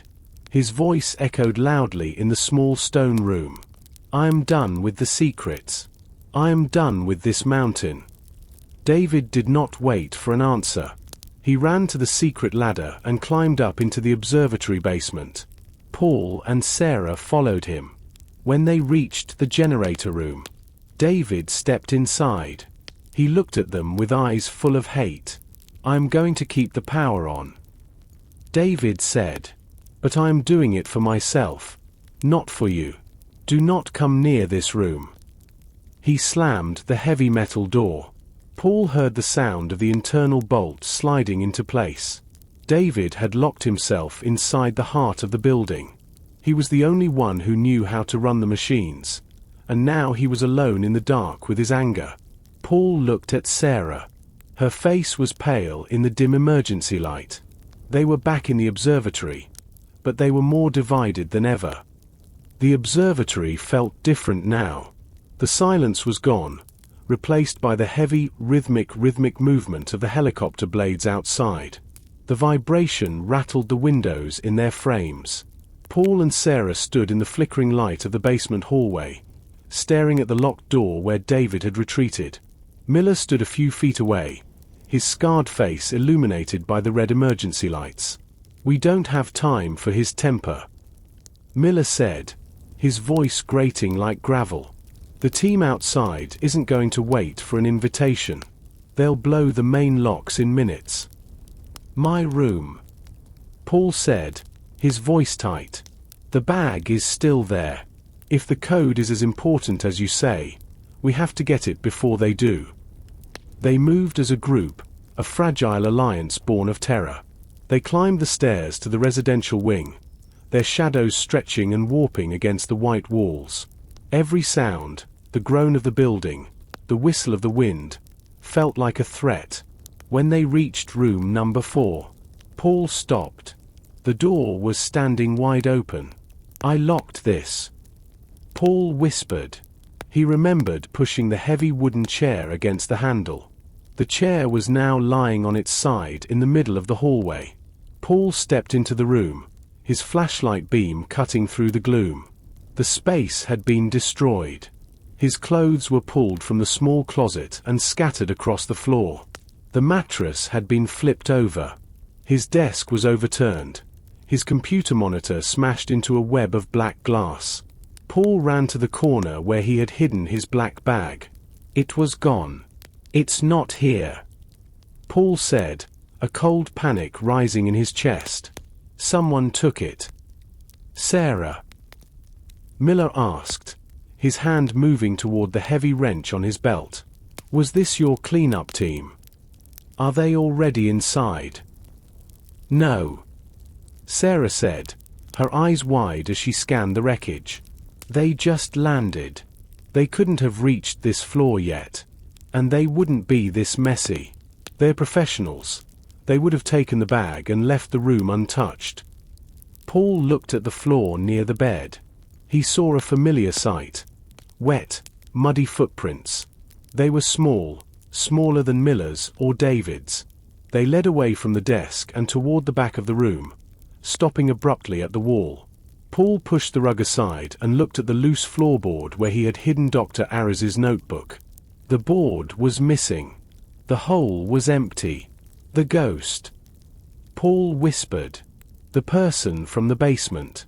They weren't just hiding. They were waiting for me to bring the key." A loud explosion echoed through the building, followed by the screech of tearing metal. The main entrance had been breached. The air pressure in the hallway changed suddenly, making Paul's ears pop. "They're inside," Miller said, drawing his heavy wrench. "And if they don't find that drive in your room, they're going to come looking for the person who was supposed to have it." Sarah looked at Paul, her silver gun trembling slightly in her hand. "Paul, think. Is there anywhere else you would have put it?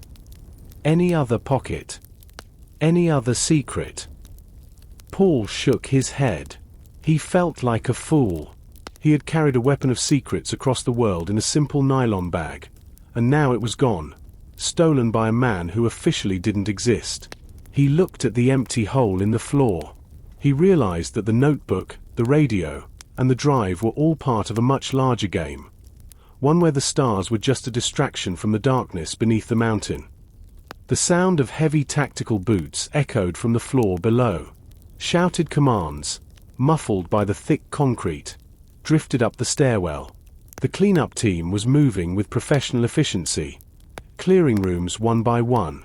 They'll be on this floor in less than 2 minutes. Miller hissed. He grabbed Paul by the shoulder, his grip like a vice.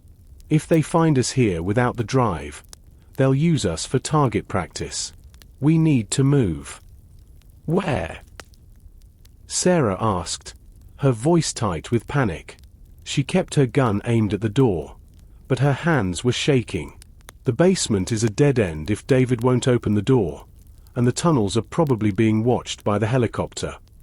Paul looked at the muddy footprints on his floor again. They didn't lead back toward the door.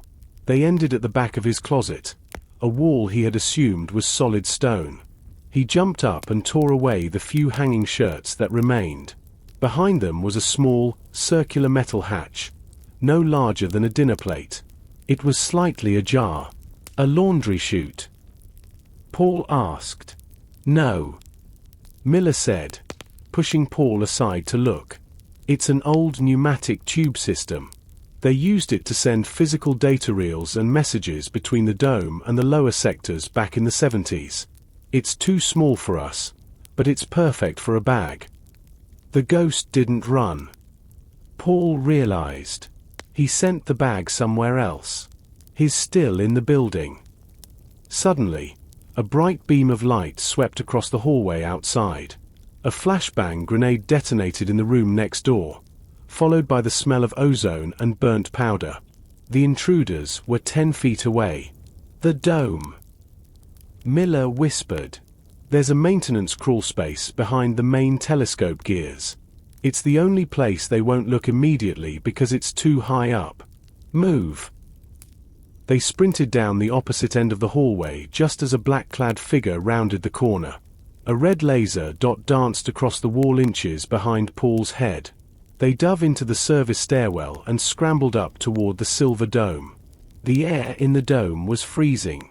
The storm was still screaming against the metal skin of the building.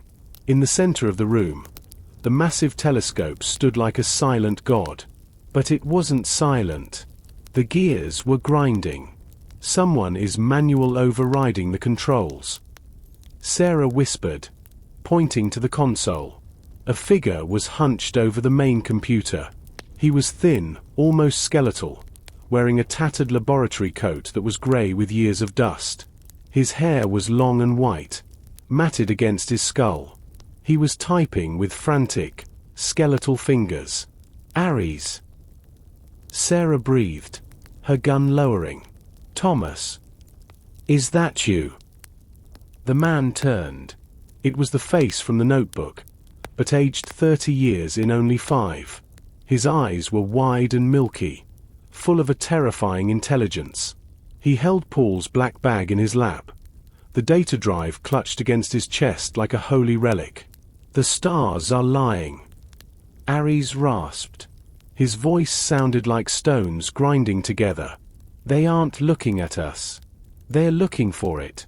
Sector 7 isn't a lab. Sarah. It's a cage.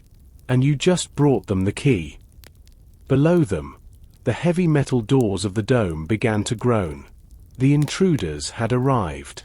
Ares looked at Paul, a strange, sad smile on his face. He reached out and shoved the data drive into a slot on the telescope's base. If the world is going to end. Ares whispered. We might as well watch it happen. The heavy metal doors of the dome didn't just open. They were blown off their hinges. A deafening explosion echoed through the circular room as the bolts sheared away. 4 figures in matte black tactical gear swarmed inside, their movements synchronized and lethal. They didn't shout for surrender. They moved in a silent, predatory circle, the red lasers of their rifles cutting through the freezing mist of the dome. Step away from the console. The lead operative barked. His voice was distorted by a gas mask, making him sound like a machine. Sarah raised her silver gun, but Miller grabbed her wrist, forcing it down. Don't be a fool, he hissed. They'll cut you in half before you can pull the trigger. Dr. Ares didn't seem to notice the soldiers. He remained hunched over the telescope's base, his skeletal fingers dancing across a keypad that hadn't been touched in years. The data drive Paul had carried was glowing with a steady, pulsing blue light. "It's too late." Ares cackled, a thin string of saliva hanging from his lip. "The handshake is complete. The cage is unlocking." A low, subterranean rumble shook the observatory. It wasn't the wind or the helicopter. It was a sound from the deep roots of the mountain, a sound of ancient gears and massive stone blocks shifting. On the main monitor, the coordinates for the telescope began to spin wildly. The lead soldier stepped forward, his rifle leveled at Ares's head. "Extract the drive. Now." "I can't," Ares said, turning to look at the soldier with a terrifying, milky-eyed grin. "It's been integrated." The drive wasn't just a key. It was a set of instructions. "It's telling the telescope to stop looking up and start looking through." Suddenly, the massive telescope began to tilt. It groaned under the weight of its own steel, moving past the horizontal plane. It wasn't pointing at the forest anymore. It was pointing directly down at the floor of the dome, specifically, at a circular seam in the concrete that Paul hadn't noticed before. A beam of concentrated light, not white, but a strange, shimmering violet, shot from the telescope's primary lens. It hit the floor with a hiss of steam. The concrete didn't melt. It simply seemed to dissolve, revealing a shaft that dropped straight down into the heart of the mountain. "Sector 7. Sarah whispered, her face pale with a mix of awe and horror. The monitors in the room flickered. The video archive Paul had seen earlier was replaced by a live feed from the depths. At first, there was only darkness. Then, as the violet light from the telescope reached the bottom, something became visible. It wasn't a laboratory. It was a giant, metallic sphere, suspended in a cavern of ice. The sphere was covered in symbols that shifted and flowed like liquid. And it was vibrating. The vibration was so intense that the glass in the dome's remaining windows began to shatter. "That's not a weapon," Paul said, his voice trembling as he stared at the screen. "And it's not a satellite." "No," Ares whispered, collapsing to his knees. "It's a heartbeat. And it just woke up." The lead soldier turned his head toward the shaft, his professional calm finally breaking. "Command, we have a breach. The asset is active. I repeat, the asset is active." From the darkness of the new shaft, a sound began to rise. It wasn't mechanical. It was a long, low howl that felt like it was being pulled directly from Paul's own lungs. The mountain was no longer a silent observer of the stars. It was screaming. The howl rising from the shaft wasn't just a sound. It was a physical force. It vibrated in Paul's teeth and made the air feel thick, like water. The shimmering violet light from the telescope began to pulse in time with the sound. On the monitors, the shifting symbols on the sphere in Sector 7 were moving faster now, glowing with a blinding intensity.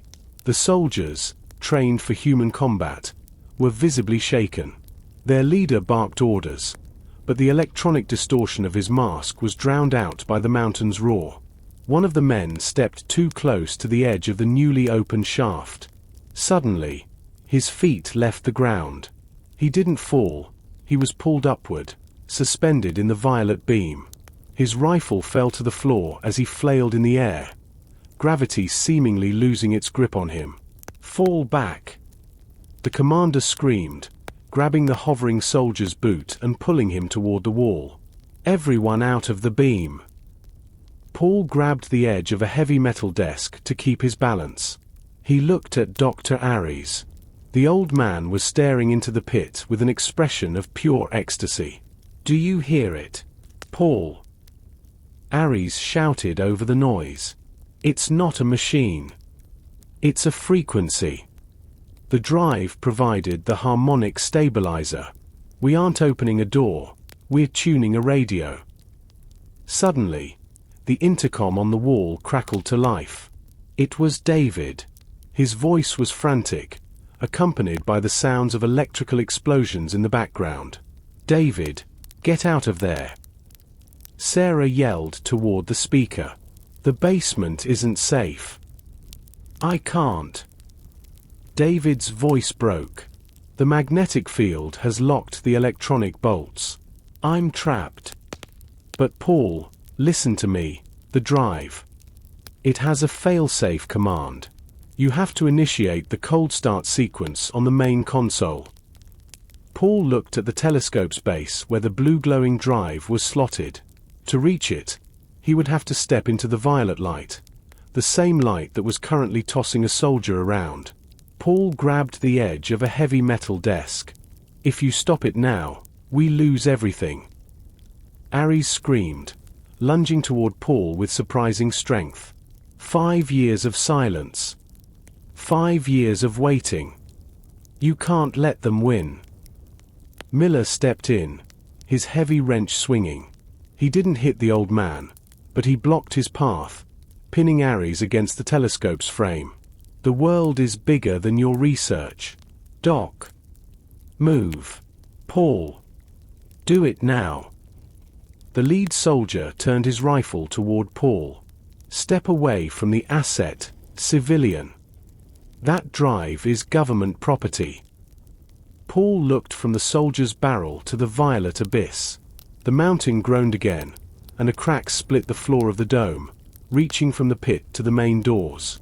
The sphere below was no longer just vibrating. It was beginning to rise. The asset was coming up to meet them. Paul realized there was no government or secret team anymore. There was only the mountain and the thing it had been hiding. He took a deep breath, ignored the red laser on his chest, and lunged toward the blue light of the data drive. Paul didn't run. He floated.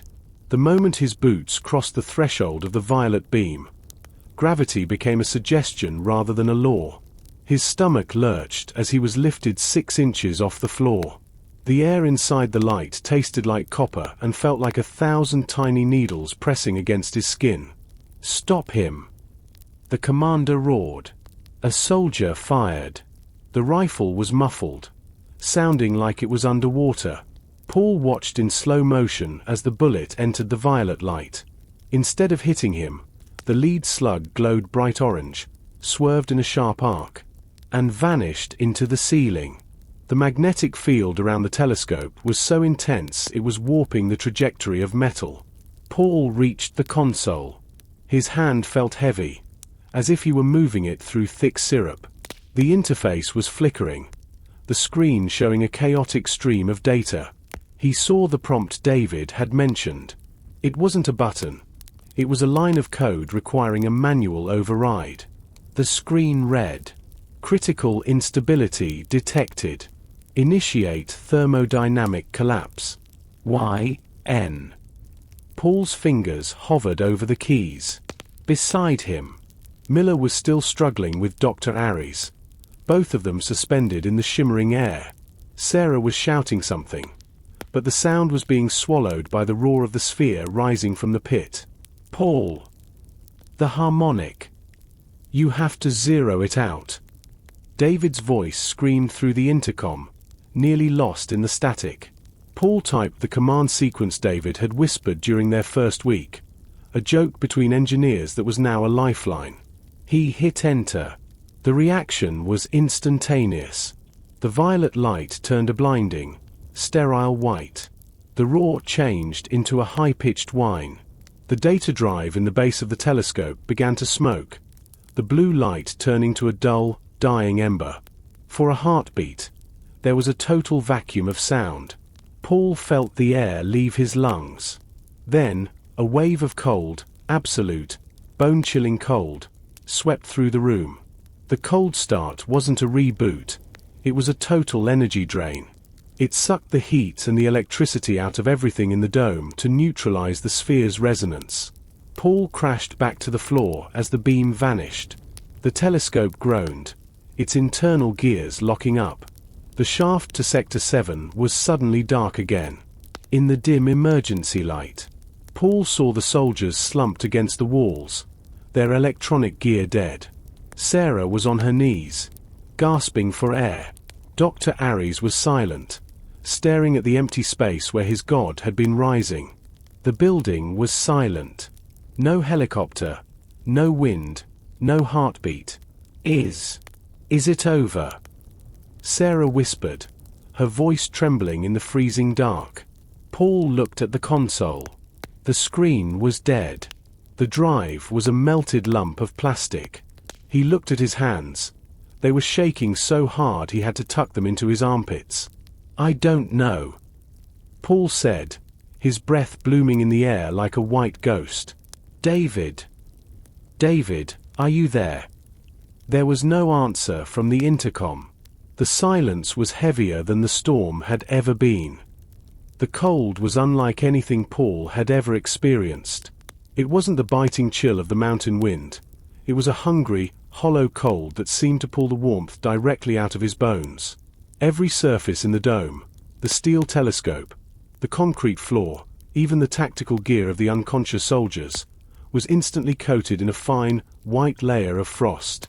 "We have to move," Miller rasped. His breath was a thick cloud in the dim light. "If we stay here, we'll freeze to death in 20 minutes. Sarah shivered violently, her silver gun clattering to the floor. She didn't bother to pick it up. The weapon was useless now, a frozen piece of metal. Paul looked at Dr. Aries. The old man hadn't moved. He was staring into the dark pit of the shaft, his eyes wide and vacant. "Thomas, come on." Sarah grabbed Aries' arm, but he was as rigid as a statue. "It's gone," Aries whispered, his voice barely audible over the crackling of the ice forming on the walls. "The frequency. It's been silenced. You've killed it." "Good." Miller grunted. He grabbed Aries by the collar of his tattered coat and hauled him up. "Paul, take the lead. We need to find David and get to the emergency shelter in the basement. It's the only room with a dedicated chemical heater." They stumbled out of the dome and into the stairwell. The emergency lights were dead, the cold start having drained the battery backups. Paul used his small flashlight, but the beam was weak, the battery struggling in the extreme cold. The descent was a nightmare of slippery metal steps and near-total darkness. When they reached the main hallway, they saw the cleanup team's reinforcements. Or rather, they saw what was left of them. 3 more soldiers were slumped against the walls near the entrance. Their high-tech goggles were cracked, and their battery packs had ruptured from the sudden energy drain. They weren't dead, but they were in deep shock, their bodies unable to cope with the sudden drop in temperature. "The basement," Paul urged, his voice cracking. David was in the generator room. They reached the heavy steel doors. As David had predicted, the magnetic locks had failed when the power was zeroed out. The door swung open with a groan of complaining metal. The room was a frozen tomb. Ice crystals hung from the copper pipes like jagged teeth. In the center of the room, slumped over the primary control desk, was David. His head was resting on his arms, and his skin was a terrifying shade of pale blue. "David!" Paul rushed forward, slipping on a patch of frozen coolant. He reached David and grabbed his shoulder. The man was freezing to death, but his chest was still moving, slowly, painfully. Paul looked at the console David had been working on. David hadn't just been helping Paul. He had been protecting the building. He had diverted the final surge of energy through the secondary grounding wires, away from the rooms where the others were. He had taken the brunt of the cold to save them. "He's alive," Paul breathed, feeling a faint, thready pulse. "But he's freezing. Help me get him to the shelter." Miller and Sarah rushed over, wrapping David in a heavy, insulated emergency blanket they found in a locker. As they lifted him, Paul noticed something on the generator's main monitor. It was the only screen in the building that still had a spark of power. It wasn't a data stream. It was a single, final image captured by the telescope just before the shutdown. It showed the interior of the sphere in Sector 7. The sphere wasn't empty. Inside the shifting symbols and violet light, there was a shape. It looked like a map, not of Earth, but of a star system Paul didn't recognize. And at the center of the map, a single red was flashing. They weren't looking for a weapon. Paul whispered, staring at the screen. They were looking for a way home. The emergency shelter was a small, windowless room lined with lead and reinforced concrete. Inside, the air was thick with the smell of the chemical heater, a sharp, metallic scent that meant survival. Paul sat on the floor, his back against a crate of emergency rations, watching the orange glow of the heater flicker against the walls. David lay on a cot, wrapped in 3 layers of thermal blankets. His color was returning. His breath no longer a ragged gasp but a steady, quiet rhythm. He had opened his eyes once, looked at Paul, and given a weak, tired thumbs up before falling into a deep, healing sleep. Sarah sat across from them, her hands wrapped around a cup of lukewarm water. The silver gun sat on the table between them, looking small and harmless.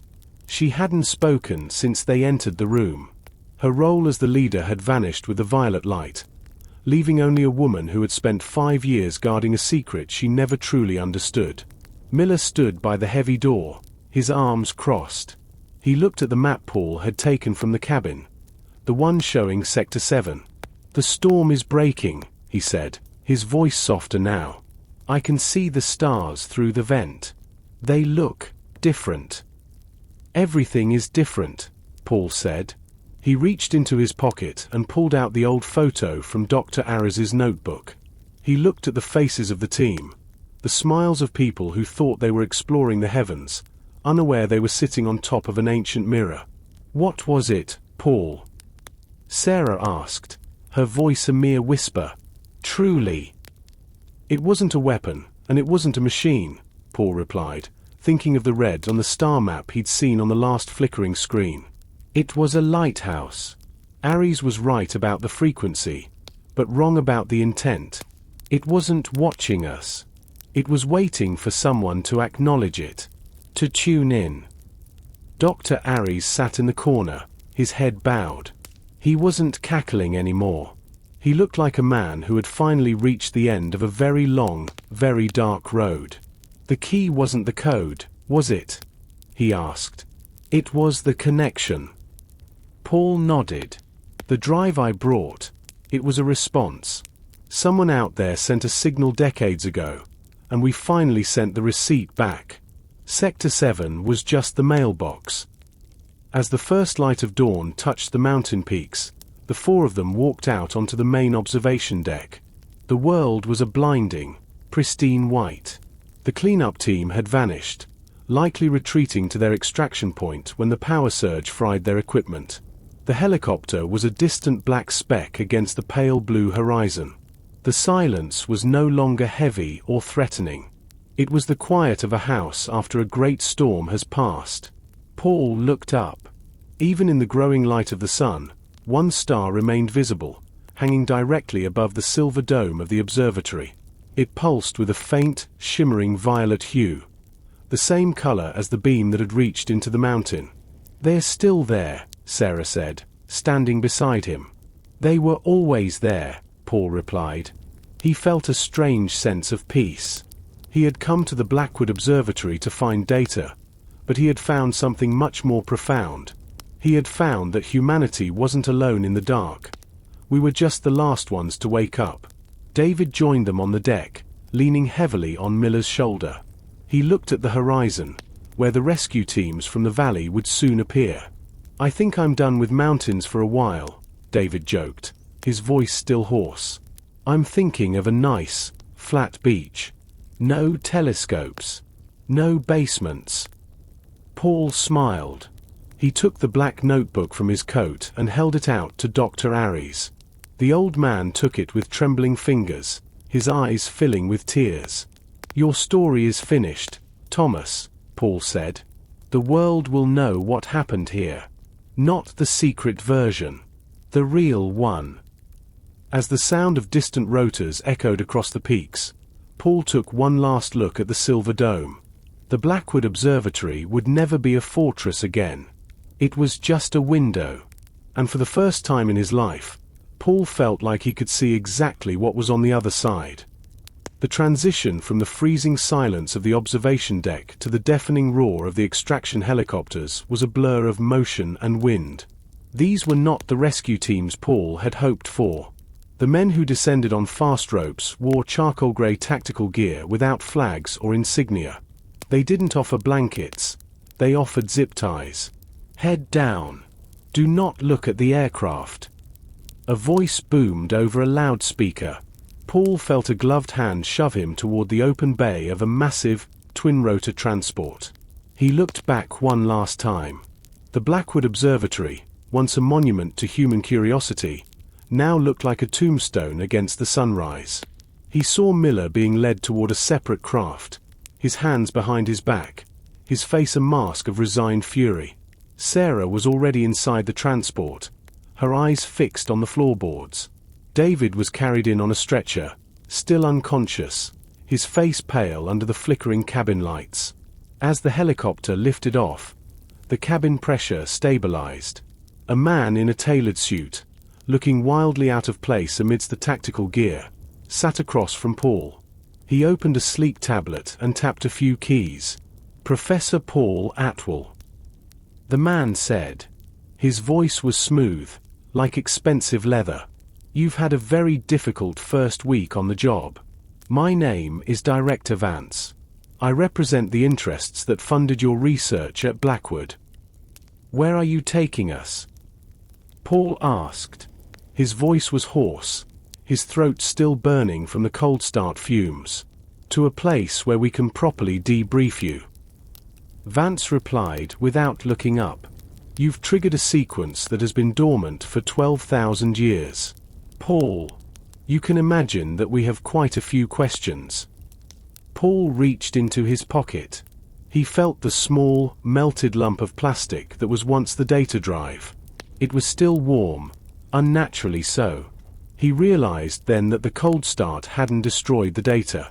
It had bonded the alien frequency to the physical hardware. He didn't say a word. He looked out the window as the mountains shrank into the distance. Below them, for miles in every direction, the snow in the valleys was glowing with a faint, violet luminescence. The mountain hadn't just spoken. It had stained the world. The facility they arrived at was buried deep within the desert of the American Southwest. It was a labyrinth of white linoleum and humming air conditioners, the exact opposite of the damp, rocky tunnels of the mountain. Paul was kept in a room that was technically a suite, but the door only opened from the outside. For 3 days, the interrogation was constant. They didn't use physical force. They used exhaustion. They asked about the violet light. They asked about the star map. Most importantly, they asked about Dr. Aries. "Dr. Aries is dead," Paul told the man across the table for the 10th time. He stayed behind. He wanted to be there when the mountain took its breath. "We found no body, Paul," the interrogator replied. He was a younger man with cold, analytical eyes. "We found the dome, the telescope, and the shaft to Sector 7. But Dr. Aries, and the asset he was describing, are gone. The cavern was empty." Paul froze. Empty. He had seen the sphere. He had felt the heartbeat. How could a metallic structure the size of a house simply vanish into thin air? Maybe it didn't vanish, Paul suggested, his mind racing. Maybe it moved. The telescope was a tuner, right? Maybe the sphere wasn't a physical object in our three-dimensional space. Maybe it was a projection. The interrogator leaned back, scribbling a note.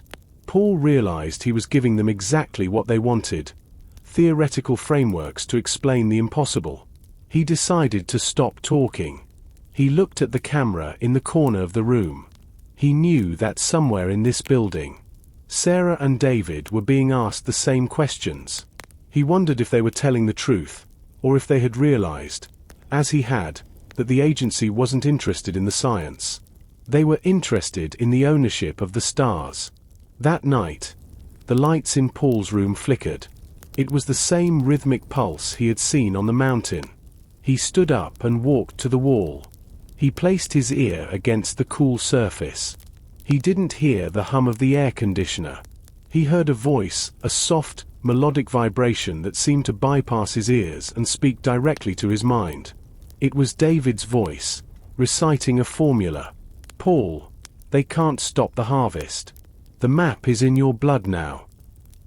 By the 5th day, Paul began to notice the changes. It started with his vision. When he looked at the white walls of his room, he could see the copper wiring behind the drywall. He could see the flow of electricity as a faint, golden stream. It wasn't a hallucination. It was an expansion of his sensory range. The violet light hadn't just passed through him. It had rewritten his nervous system. He was summoned to the medical wing for routine testing. There, he saw David. David looked different. His skin had a slight metallic sheen, and his eyes, once brown, were now flecked with brilliant silver. He was sitting on an exam table, staring at a glass of water. The water was spinning in a perfect, miniature vortex, even though David wasn't touching it. "David!" Paul whispered, stepping past the guards. David looked up. He didn't smile. "It's not just math anymore, Paul," David said. His voice had a resonant quality, like two notes being played at once. "I can feel the gravity. The building, it's too heavy. It's pushing against the earth too hard. Everything is out of balance." "What did they do to you?" Paul asked, horrified.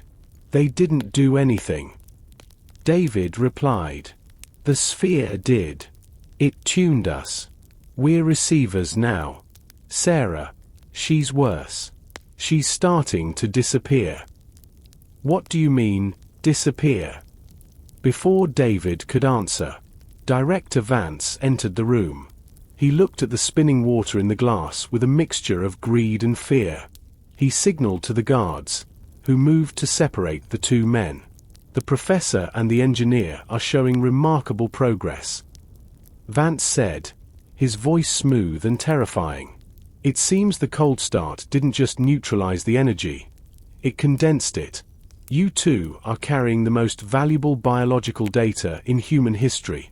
We're moving you to the dark lab tonight. We need to see how much of the frequency you can actually broadcast." Paul realized the horror of their situation. They weren't guests, and they weren't even prisoners. They were batteries. The agency didn't need the sphere anymore. They had the people who had been touched by it. As he was led away, Paul looked back at David. The water in the glass suddenly froze into a jagged spire of violet ice. The harvest had indeed begun. That evening, Paul wasn't taken to a cell. He was taken to Director Vance's private office. It was a room filled with ancient artifacts, Egyptian statues, Mayan calendars, and Greek scrolls. It was the office of a man obsessed with the idea that the past held the keys to the future. "Do you know why we call it the Blackwood Observatory, Paul?" Vance asked, pouring 2 glasses of amber liquid. "I assumed it was the name of the mountain range," Paul replied, his eyes scanning the room for any potential weapon. "No. It was named after a man who died in 1742, claiming he had seen a second moon in the sky. He spent his life building a telescope out of polished obsidian. He was burned as a witch, but his notes, they were the foundation of our agency." Vance handed a glass to Paul. "We've been waiting for you for 300 years. Paul didn't drink. "You knew the sphere was there. You knew about Sector 7.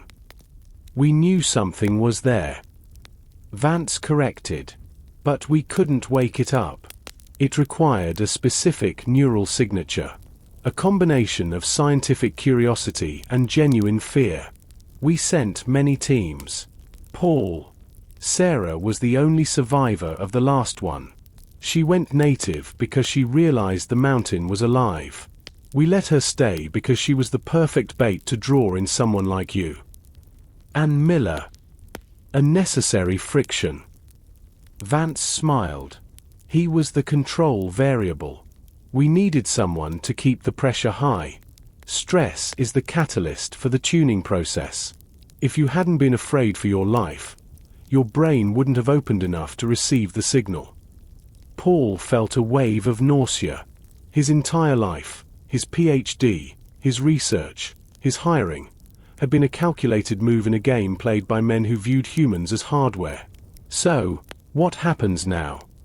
Paul asked. You keep us in a lab until we burn out. On the contrary, Vance said, leaning forward, we're going back. The sphere didn't vanish. Paul. It retreated into the subspace layers. It's waiting for the broadcast to finish. You, David, and Sarah are going to return to Blackwood. You're going to be the conductors for the final movement of the symphony. Paul was led back down into the depths of the facility, but he didn't go to his room. He managed to slip away from his guards using a trick of his new vision. He saw the refresh rate of the security cameras and moved during the millisecond blinks between frames. It was a terrifying, stuttering way to move, but it worked. He found himself in the lowest level of the complex, a place the maps didn't show. This was the dark lab. The air here was freezing, similar to the observatory. He moved toward a row of glass tanks. Inside, he saw things that made his heart stop. There were other people. Dozens of them. They were in various stages of tuning. Some were glowing with a faint blue light. Others were partially transparent, their skeletons visible through ghostly flesh. In the center tank, he saw a man with a long scar on his forehead. Miller. Paul whispered, pressing his hand against the glass. Miller's eyes snapped open. They were entirely black, like twin voids. He didn't speak with his mouth, but Paul felt the words vibrate in his skull. Run. Paul. The director isn't human. He hasn't been human for a long time. They aren't trying to study the signal. They are trying to feed it. Paul looked at the monitors around Miller's tank. They were displaying the same star map from the observatory, but it was growing. New dots were appearing, hundreds of them, all over Earth. These weren't stars. They were locations. Other Sector 7s. Other cages. The realization hit him like a physical blow. The Blackwood Observatory wasn't a unique site. It was just the first one to be activated. The agency was a global network designed to facilitate a planetary takeover. They weren't the scientists. They were the gardeners. And the harvest was humanity itself. Paul heard footsteps behind him. He didn't turn around. He focused his mind on the golden stream of electricity in the wall. He reached out and touched the power conduit. If I'm a battery. Paul hissed. Let's see how much I can output. With a roar of violet light, Paul pushed his willpower into the grid. The lights in the dark lab didn't just flicker. They exploded. The explosion of the power conduit wasn't just a flash of light. It was a release of pent-up cosmic pressure. Paul felt the electricity scream through his veins, a searing golden fire that should have killed him but instead felt like a homecoming. In the dark lab, the heavy glass tanks shattered as their internal stabilization fields collapsed. Paul hit the floor, gasping, as the emergency sirens began to wail, not the rhythmic tone of a fire drill, but a panicked, dying shriek. Miller! Paul shouted, pushing himself up. The man with the scar stumbled from his broken tank. He was no longer the hardened security officer Paul had first met. He was gaunt, his skin etched with glowing black lines that looked like a map of the stars. He looked at his hands, then at Paul.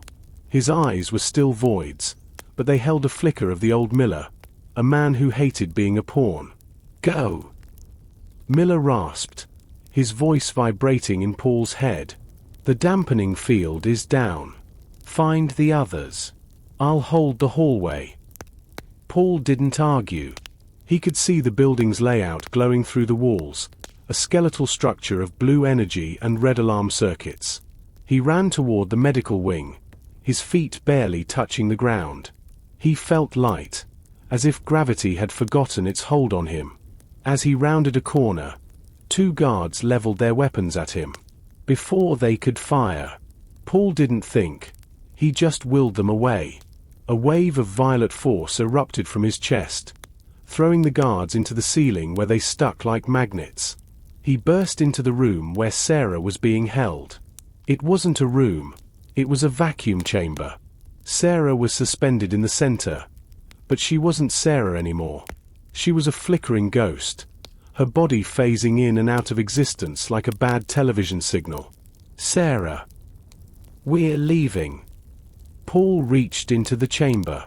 Paul. I can't hold my shape. She whispered. Her voice sounded like it was coming from miles away. The light. It wants me to be everywhere at once. Focus on me. Paul grabbed her hand. It felt like sticking his hand into a cloud of static electricity. He pulled with everything he had, not using his muscles, but using that new, golden thread of power in his mind. He anchored her to his own reality, pulling her flickering form back into the solid world. She gasped, her body becoming opaque and heavy again. She fell into his arms, shivering. David. She managed to say. They took David to the roof. The director is going to use him to broadcast the launch signal. Not if I burn this place to the ground first. Paul said. He looked at the ceiling. He could see the helicopter on the roof, and he could see David, glowing like a silver sun. The harvest was moving to its next stage, and they were the only ones who could stop the transmission. Climbing the stairs to the roof felt like moving through a dream. Every time a security team tried to block them, Sarah would simply phase through the walls, reappearing behind them to disable their equipment with a touch that froze metal on contact. She was a phantom scientist, a being of pure light and terrifying cold. Paul, meanwhile, acted as the battering ram, his hands glowing with the violet energy of Sector 7. They're not trying to stop us anymore, Sarah said, her eyes glowing a soft, translucent blue. They're trying to contain the leak. We're the leak. Paul. They reached the final stairwell. The air grew thinner, smelling of ozone and desert heat. When they burst through the roof door, the sight was a nightmare. Director Vance was standing on the helipad, his suit perfectly pressed despite the chaos below. David was strapped into a massive, metallic chair that looked like a jagged crown. Cables ran from David's temples into a satellite array that was pointed directly at the sky. David was screaming, but no sound came out. Instead, a beam of pure silver light was shooting from his chest into the array, which then bounced it toward the stars. Beautiful, isn't it? Vance asked, turning to face them. He wasn't wearing goggles, even though the silver light was blinding. He's a natural, a perfect conductor. In 10 minutes, every Sector 7 on the planet will receive the handshake. The Earth will become a beacon. Let him go, Vance. Paul shouted, his hands crackling with violet sparks. Or what? Professor. You'll kill him. Vance stepped closer. If you attack me, the feedback loop will incinerate his brain. He is the bridge. If the bridge breaks while the caravan is crossing, everyone falls. Sarah stepped forward, her form flickering dangerously. The caravan isn't a gift, Vance. We saw the tanks. We saw what happens to the people who ascend. You're turning humanity into a fuel source. Vance smiled, a cold, empty expression. Fuel is a crude word. I prefer legacy. We are the first generation to become eternal. Why live 80 years as meat when you can live forever as light? Suddenly, David's silver eyes locked onto Paul. Within the scream, Paul heard a thought. The grounding wire. Paul, look at the base of the array. The grounding wire. Paul scanned the roof with his energy vision. He saw it, a thick, shielded cable buried beneath the helipad surface. It was the only thing keeping the silver light from reflecting back into the building. If he could break it, the entire broadcast would reverse, flooding the facility with the very energy it was trying to steal. "Sarah, get David!" Paul screamed. He didn't wait for a reply. He dove toward the base of the satellite array. Vance pulled a small, sleek device from his pocket, a sonic dampener. He pressed a button, and a wave of high-frequency sound hit Paul like a physical wall. Paul's vision blurred, the golden electricity in his veins feeling like it was being shredded. He fell to his knees, his nose bleeding. "I told you, Paul," Vance said, walking over him. "I've spent 300 years preparing for this. You've only had a week." Vance raised the device again, but Sarah was already there. She didn't attack him. She simply moved through him. As her translucent form passed through the director's body, his screams filled the air. The absolute cold of her state froze the moisture in his lungs. Vance collapsed, clutching his chest, his skin turning a sickly, frosted blue. Paul seized the moment. He ignored the pain in his head and lunged for the grounding cable. He grabbed the thick shielding with both hands. It was hot, scaldingly so. But he didn't let go. He channeled every bit of the violet light, every bit of the anger he felt for Ares, for Miller, and for the lies he'd been told, and he pulled. The cable snapped. The silver beam shooting into the sky didn't stop. It inverted. The satellite array groaned as the energy flow reversed, the silver light rushing back down the cables and into the building. The array exploded in a shower of sparks, and David was thrown from the chair, the crown shattering into 1,000 pieces. The roof began to buckle. The entire facility was being flooded with the condensed frequency. Below them, the dark lab, the offices, and the barracks were being scoured by a wave of pure, white resonance. Paul scrambled to David, who was gasping for air, the silver light fading from his eyes. "David, can you walk?" I can fly," David whispered, his silver eyes returning to brown. He grabbed Paul's hand, and for a second, gravity simply vanished. The three of them, Paul, David, and a flickering, exhausted Sarah, were lifted off the roof just as the entire agency facility collapsed in on itself. A massive pillar of white light erupted from the desert floor, reaching for the stars for one final, glorious second before vanishing into nothingness. They were alone in the dark desert air, suspended by a power they didn't understand, watching the world change below them. They landed 5 miles away, in the middle of a dry lake bed. The silence was absolute. Behind them, where the agency facility had stood, there was only a perfectly smooth, circular crater of glass. No rubble, no bodies, no trace of the conspiracy. The cold start had done its job. It had zeroed out the existence of the place. David collapsed into the sand, his body shaking. "It's over," he gasped. The broadcast, it didn't finish. The handshake failed. "For now," Sarah said. She was sitting cross-legged, her form finally stable, though her skin still had a faint, pearlescent glow. But Vance was right about one thing. There are other sites. We only stopped the heartbeat of one Sector 7. The others are still out there, waiting for a new conductor.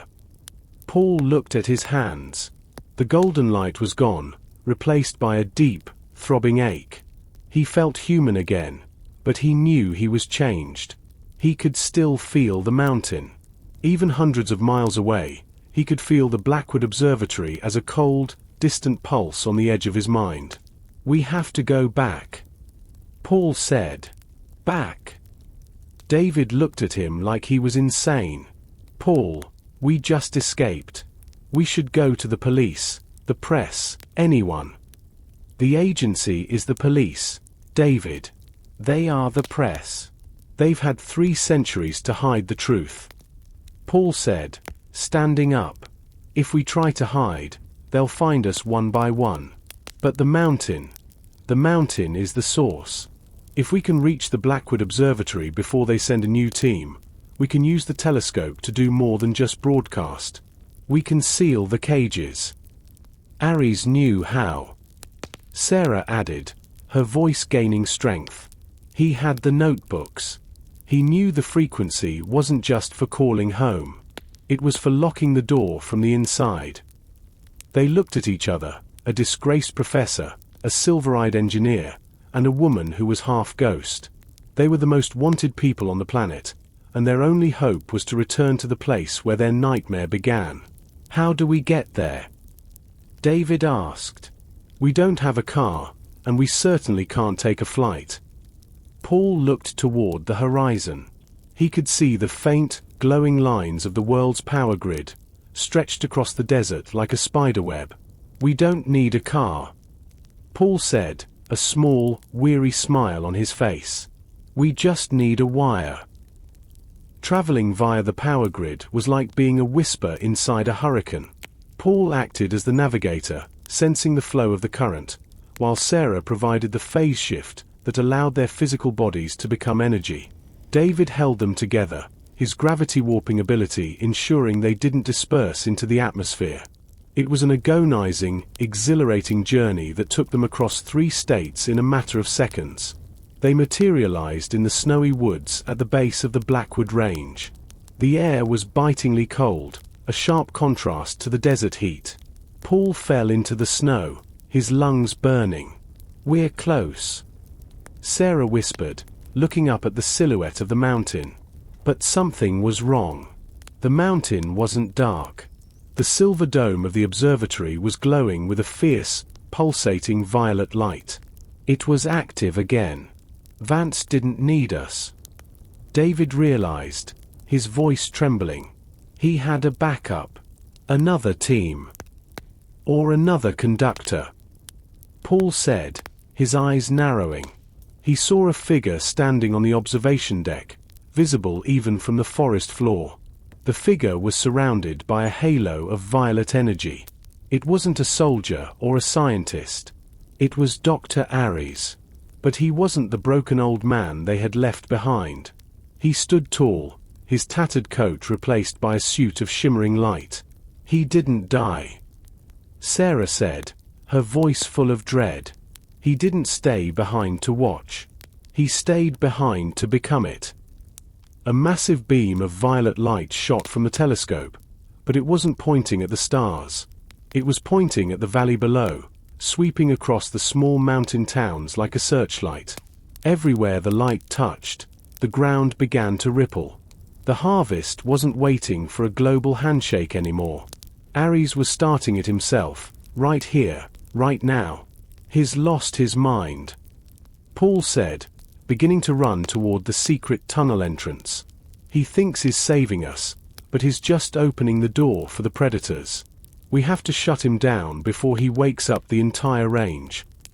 The mountain groaned, a deep, tectonic sound that shook the trees. The ghost of Sector 7 was no longer a secret.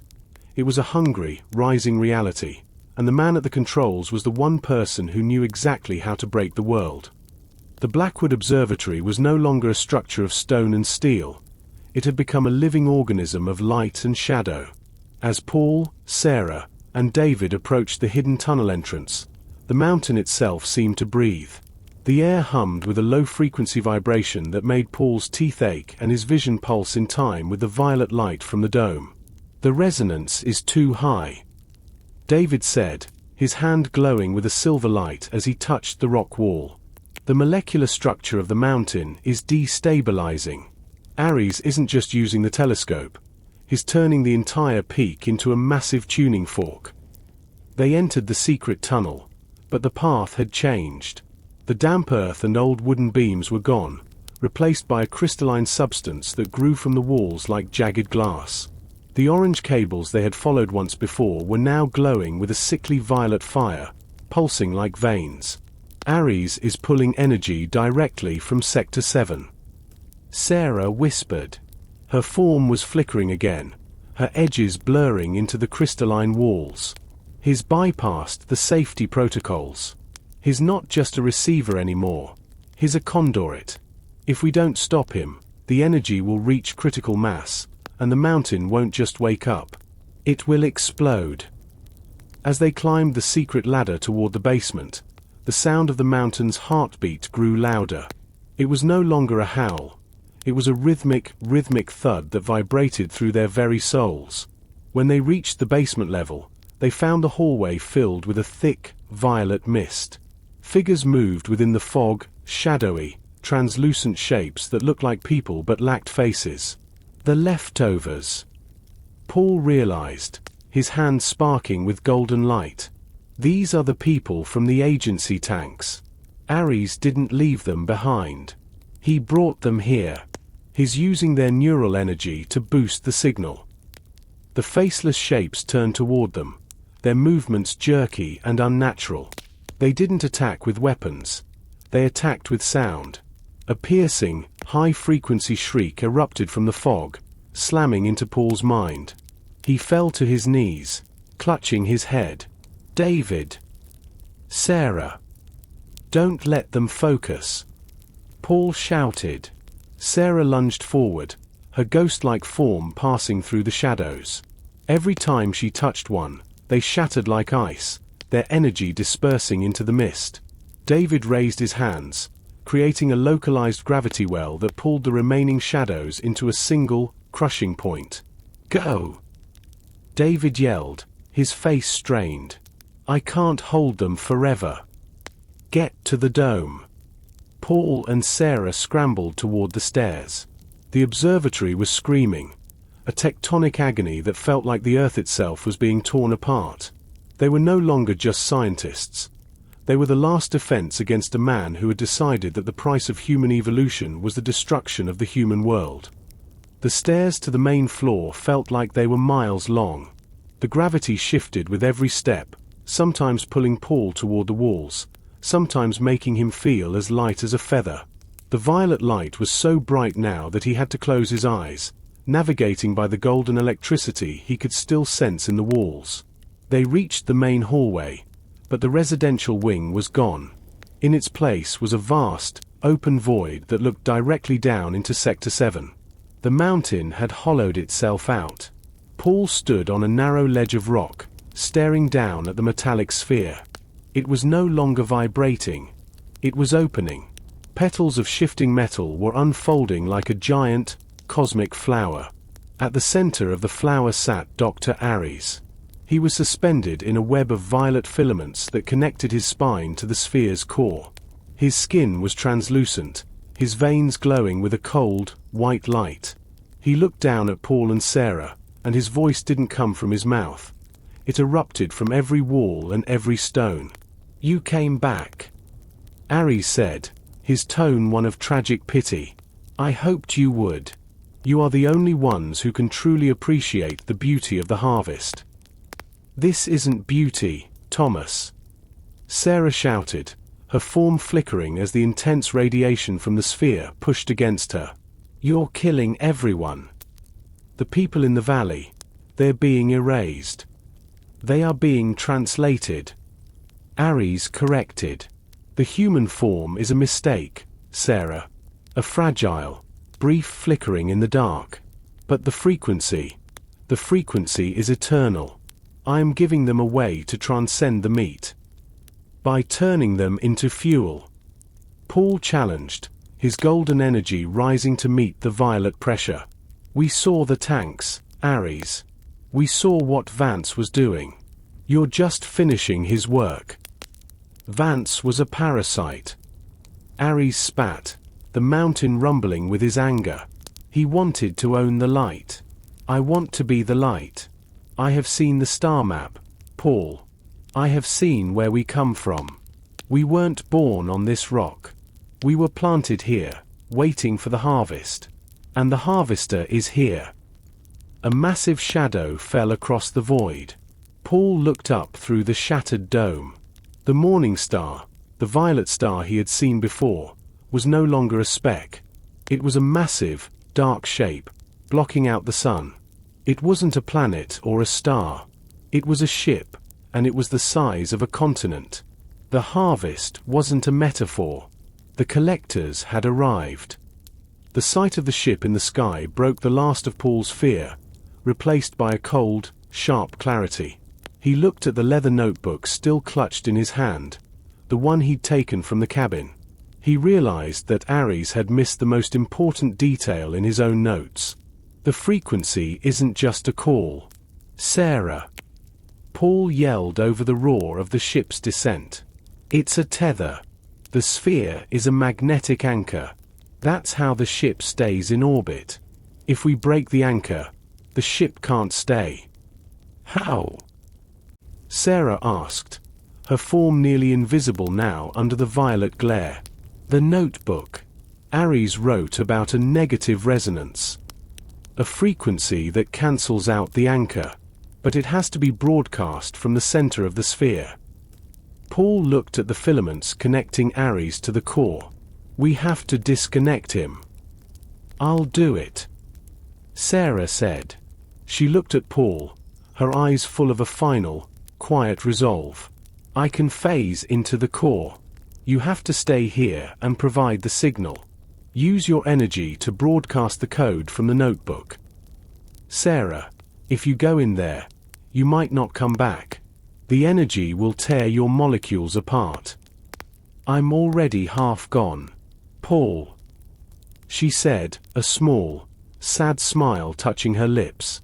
Let me be the ghost that saves the world. She didn't wait for him to argue. She stepped off the ledge into the void. Instead of falling, she glided, her translucent body becoming a streak of blue light. She dove toward the center of the metallic flower, passing through the violet filaments like they were smoke. Ares screamed, a sound that cracked the very foundations of the mountain. No! You cannot stop the translation. It is the only way. Paul focused everything he had. He held the notebook in his mind, visualizing the complex equations of the negative resonance. He reached into the golden stream of electricity still humming in the mountain's bones and began to twist it. He wasn't a battery anymore. He was a transformer. He began to broadcast a new, discordant note, a jagged, golden sound that clashed with the violet harmony of the sphere. The mountain began to shake with a violent, rhythmic thrashing. The violet light and the golden light collided in the air, creating sparks of white fire that scorched the stone. Inside the sphere, Sarah reached the central core. It was a pulsating heart of pure, liquid light. She could feel her consciousness expanding, her memories dissolving into the vast, cold intelligence of the machine. She saw the harvesters, beings of ancient, hungry geometry waiting in the ship above. They didn't see humans as sentient beings. They saw them as raw data to be harvested and stored. I am Sarah Thorne. She whispered to the light. And I am not data. She reached her hands into the liquid core and released the phase lock she had been using to stay solid. She let herself become one with the machine. But instead of submitting, she infected it with her humanity. She pushed her emotions, her grief for the lost team, her fear for Paul, her love for the stars, into the sphere's logic. Outside, Paul saw the violet petals of the sphere begin to wilt. The light was changing, turning from a predatory purple to a soft, flickering blue. The anchor is breaking, Paul shouted. Ares was thrashing in his web of filaments, his skin beginning to crack. It's cold, Paul, it's so cold. The doctor cried out, his voice finally sounding like a human man again. The light. It's not a home. It's a library. They're just going to shelf us. The ship in the sky began to drift. Without the magnetic anchor of the sphere, it could no longer hold its position against the Earth's gravity. A massive, silent explosion of white light erupted from the ship's underside as it engaged its emergency engines, trying to claw its way back into deep space. Keep going, Paul. David's voice came from the ledge. He had climbed up, his face covered in blood but his eyes blazing. He added his gravity warping power to Paul's broadcast, focusing the golden energy into a single, needle-thin beam. The beam hit the center of the sphere. The metallic flower didn't just close, it imploded. A shockwave of pure energy rippled outward, throwing Paul and David back against the rock wall. The violet light vanished instantly, replaced by a deafening, absolute silence. When Paul opened his eyes, the observatory was in ruins. The dome was gone, leaving only the cold, grey sky of a mountain morning. The void where Sector 7 had been was now a silent, dark pit filled with shattered metal and cooling stone. Dr. Ares was gone. There was no trace of the filaments, the light, or the man. He had been translated into the very collapse he had tried to control. Paul crawled to the edge of the pit. Sarah. There was no answer. A few sparks of blue light drifted up from the darkness, dancing in the cold air for a moment before vanishing. She had given the last of her form to break the anchor. She was the ghost of Blackwood now, forever a part of the mountain's history. David sat up, leaning against a piece of fallen concrete. He looked up at the sky. The violet star was gone. The harvesters had fled back into the void, their tether broken, their crops saved by a discordant note. "Did we win?" David asked, his voice a mere shadow. "We survived," Paul said, looking at his hands. They were no longer glowing. The golden light had faded, leaving behind only the scars of the energy. He felt heavy, tired, and profoundly human. The sound of helicopters approached, not the silent, terrifying craft of the agency, but real, noisy, human machines. The world would be coming for them now. They would have to explain the crater, the missing scientists, and the ship that half the world had seen in the sky. Paul looked at the leather notebook, now charred and blackened. The secrets of Sector 7 were gone, but the lesson remained. The stars weren't just something to look at. They were a conversation, and for the first time in 12,000 years, humanity had finally had the last word. "We have to go, David," Paul said, helping his friend to his feet. "We have a lot of stories to tell." As they walked toward the ruins of the main gate, a single flake of snow fell onto Paul's hand. It wasn't violet.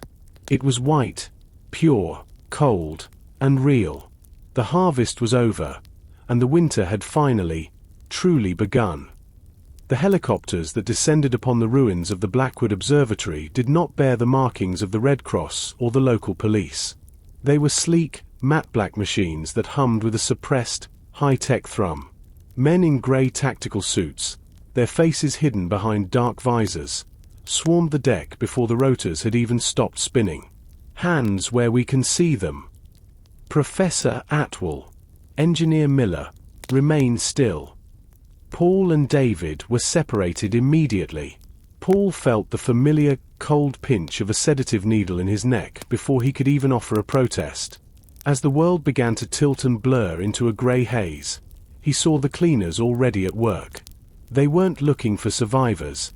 They were looking for evidence. They were pouring a fast-acting chemical foam into the pit of Sector 7, a substance that hissed as it dissolved the remaining crystalline structures into unrecognizable sludge. When Paul woke up, he wasn't in a cave or a mountain. He was in a room with white walls, white furniture, and a window that looked out over a perfectly manicured lawn in a location that felt like suburban Virginia. A television was mounted on the wall, playing a news cycle on loop. The Blackwood incident, as it is being called, was officially designated as a localized atmospheric phenomenon caused by the ignition of a massive, previously undiscovered pocket of methane gas beneath the mountain range. This superflare created the optical illusion of a violet beam and caused temporary, stress-induced hallucinations among the few survivors. Paul felt a bitter laugh bubble up in his throat. Methane. It was the oldest lie in the book, swamp gas for the modern age. He looked at his hands. The scars from the golden energy were still there, faint white lines tracing the path of the resonance through his palms. They couldn't clean those away. A woman entered the room. She wasn't Vance, but she had the same calculated, predatory grace. She carried a tablet and a small, silver briefcase. "Good morning, Professor," she said. "I am Director Smith. I am here to discuss your future. Specifically, your role in the Blackwood Restoration Project." "Is that what we're calling the cover-up now?"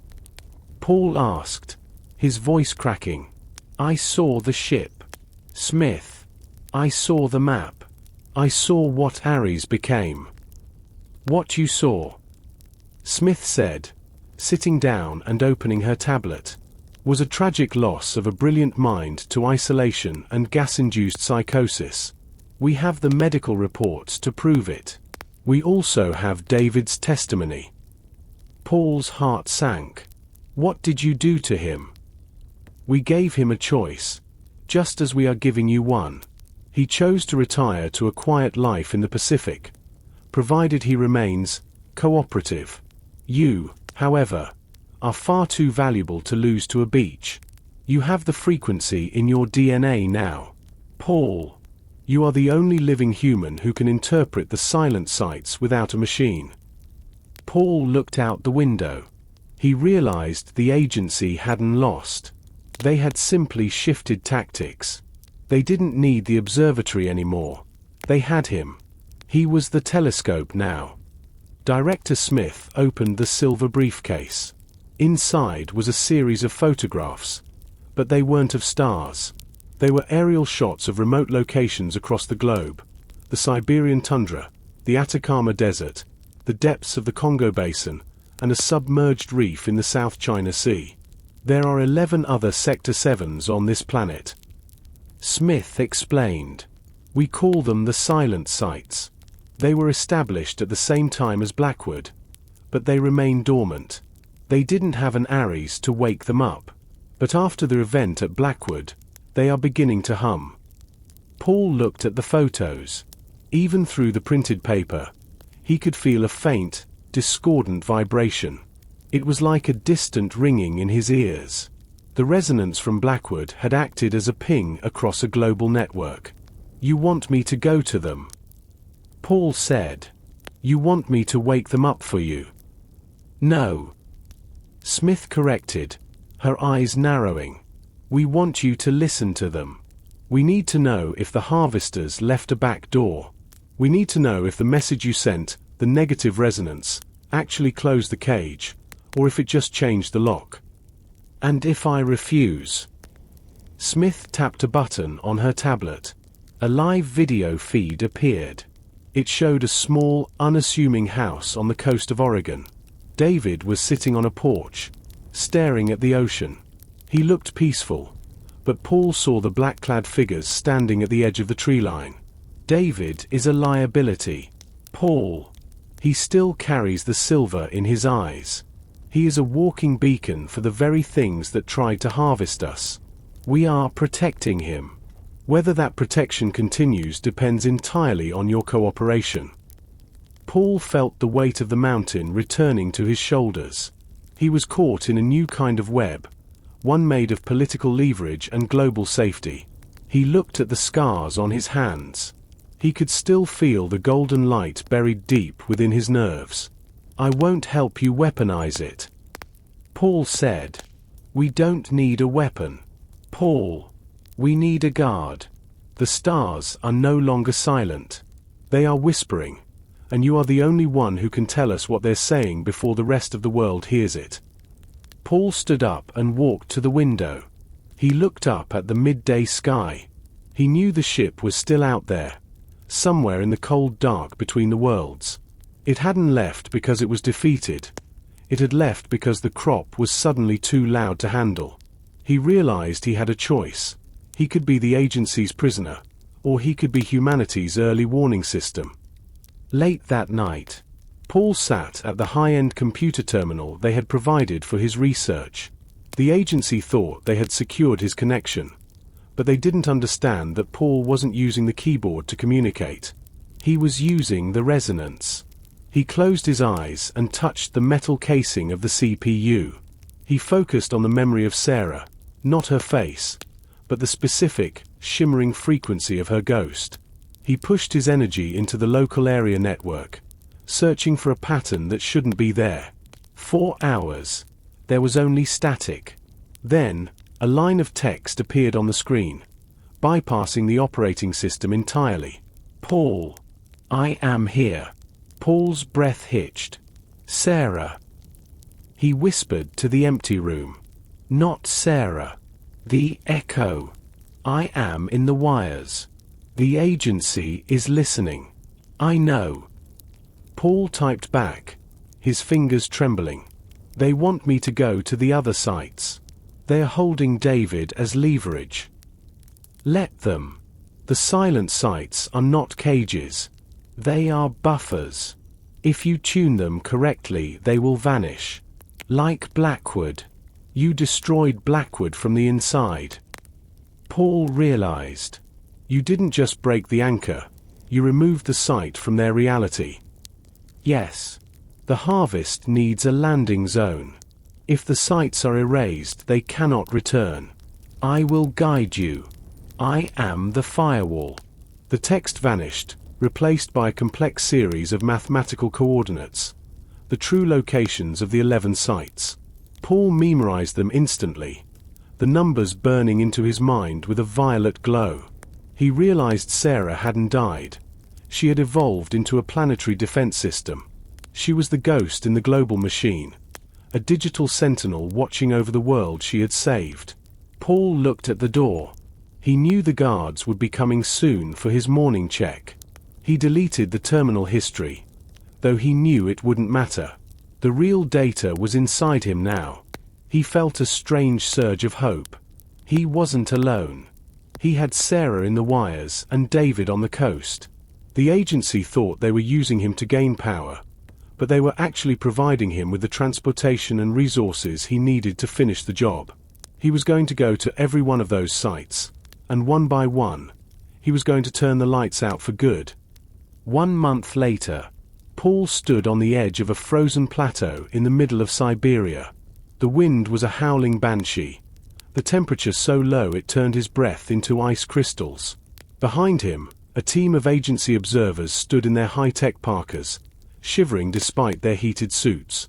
Are you sensing it, Professor? The lead observer asked through his comms. Paul didn't answer. He closed his eyes and reached out with his mind. He didn't feel the cold. He felt the massive, metallic sphere buried 300 feet beneath the permafrost. It was humming, a low, rhythmic pulse that was trying to sync with the stars. It's waking up. Paul lied.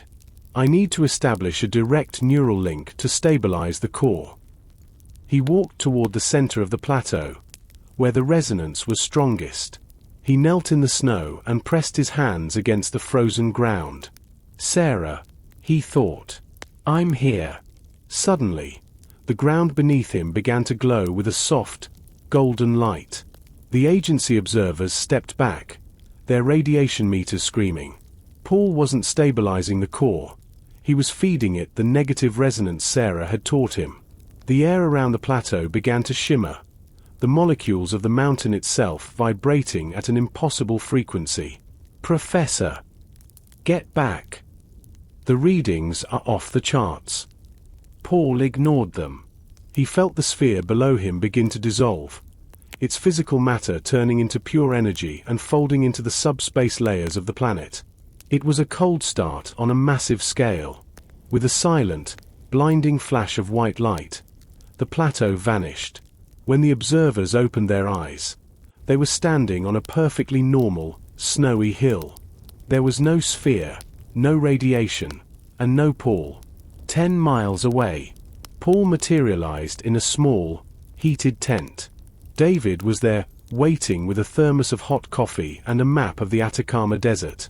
1 down, David said, his silver eyes flashing with a touch of humor.